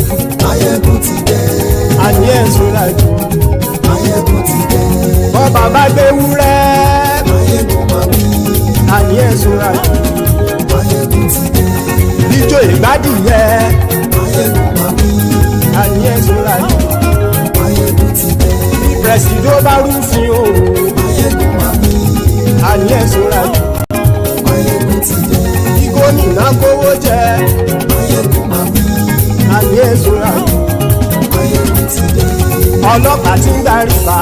Mayegun máa wí. Àní ẹ̀sùn ràkì. Mayegun ti dé. Aṣòfin ti ń rúfin o. Mayegun máa wí. Àní ẹ̀sùn ràkì. Mayegun ti dé. Òpùrọ́ olóṣèlú. Mayegun máa wí. Àní ẹ̀sùn ràkì. Mayegun ti dé. Ọ̀jẹ̀lú ẹ̀sùn ràkì. Mayegun ti dé.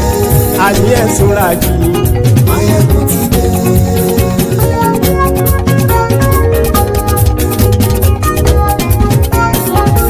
Mayegun ti dé.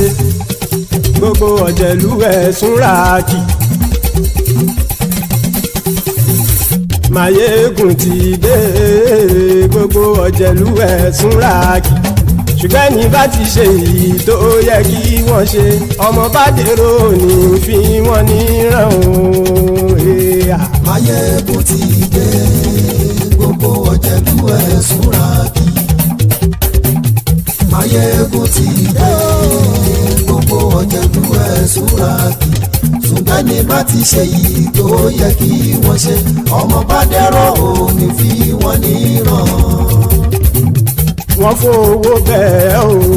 Mayegun ó sọ pé wọ́n ò fẹ́ bẹ̀. Wọ́n fowó bẹ́ẹ̀. Mayegun ó sọ pé wọ́n ò fẹ́ bẹ̀. Oníkan ṣáàtì ṣe èyí tó yẹ kí wọ́n ṣe fáwọn ará ìlú tó gbé wọn débẹ̀ o. Mayegun ti dé. Gbogbo ọ̀jẹ̀lú ẹ̀sùn ràkì. Mayegun ti dé. Gbogbo ọ̀jẹ̀lú ẹ̀sùn ràkì. Ṣùgbọ́n ṣùgbọ́n ní bá ti ṣe yìí tó yẹ kí wọ́n ṣe ọmọ bá dẹ́rọ̀ ò ní fi wọ́n níran. kì máa yí ṣe eré ọ̀rọ̀ yìí kì í ṣe ẹ̀fẹ̀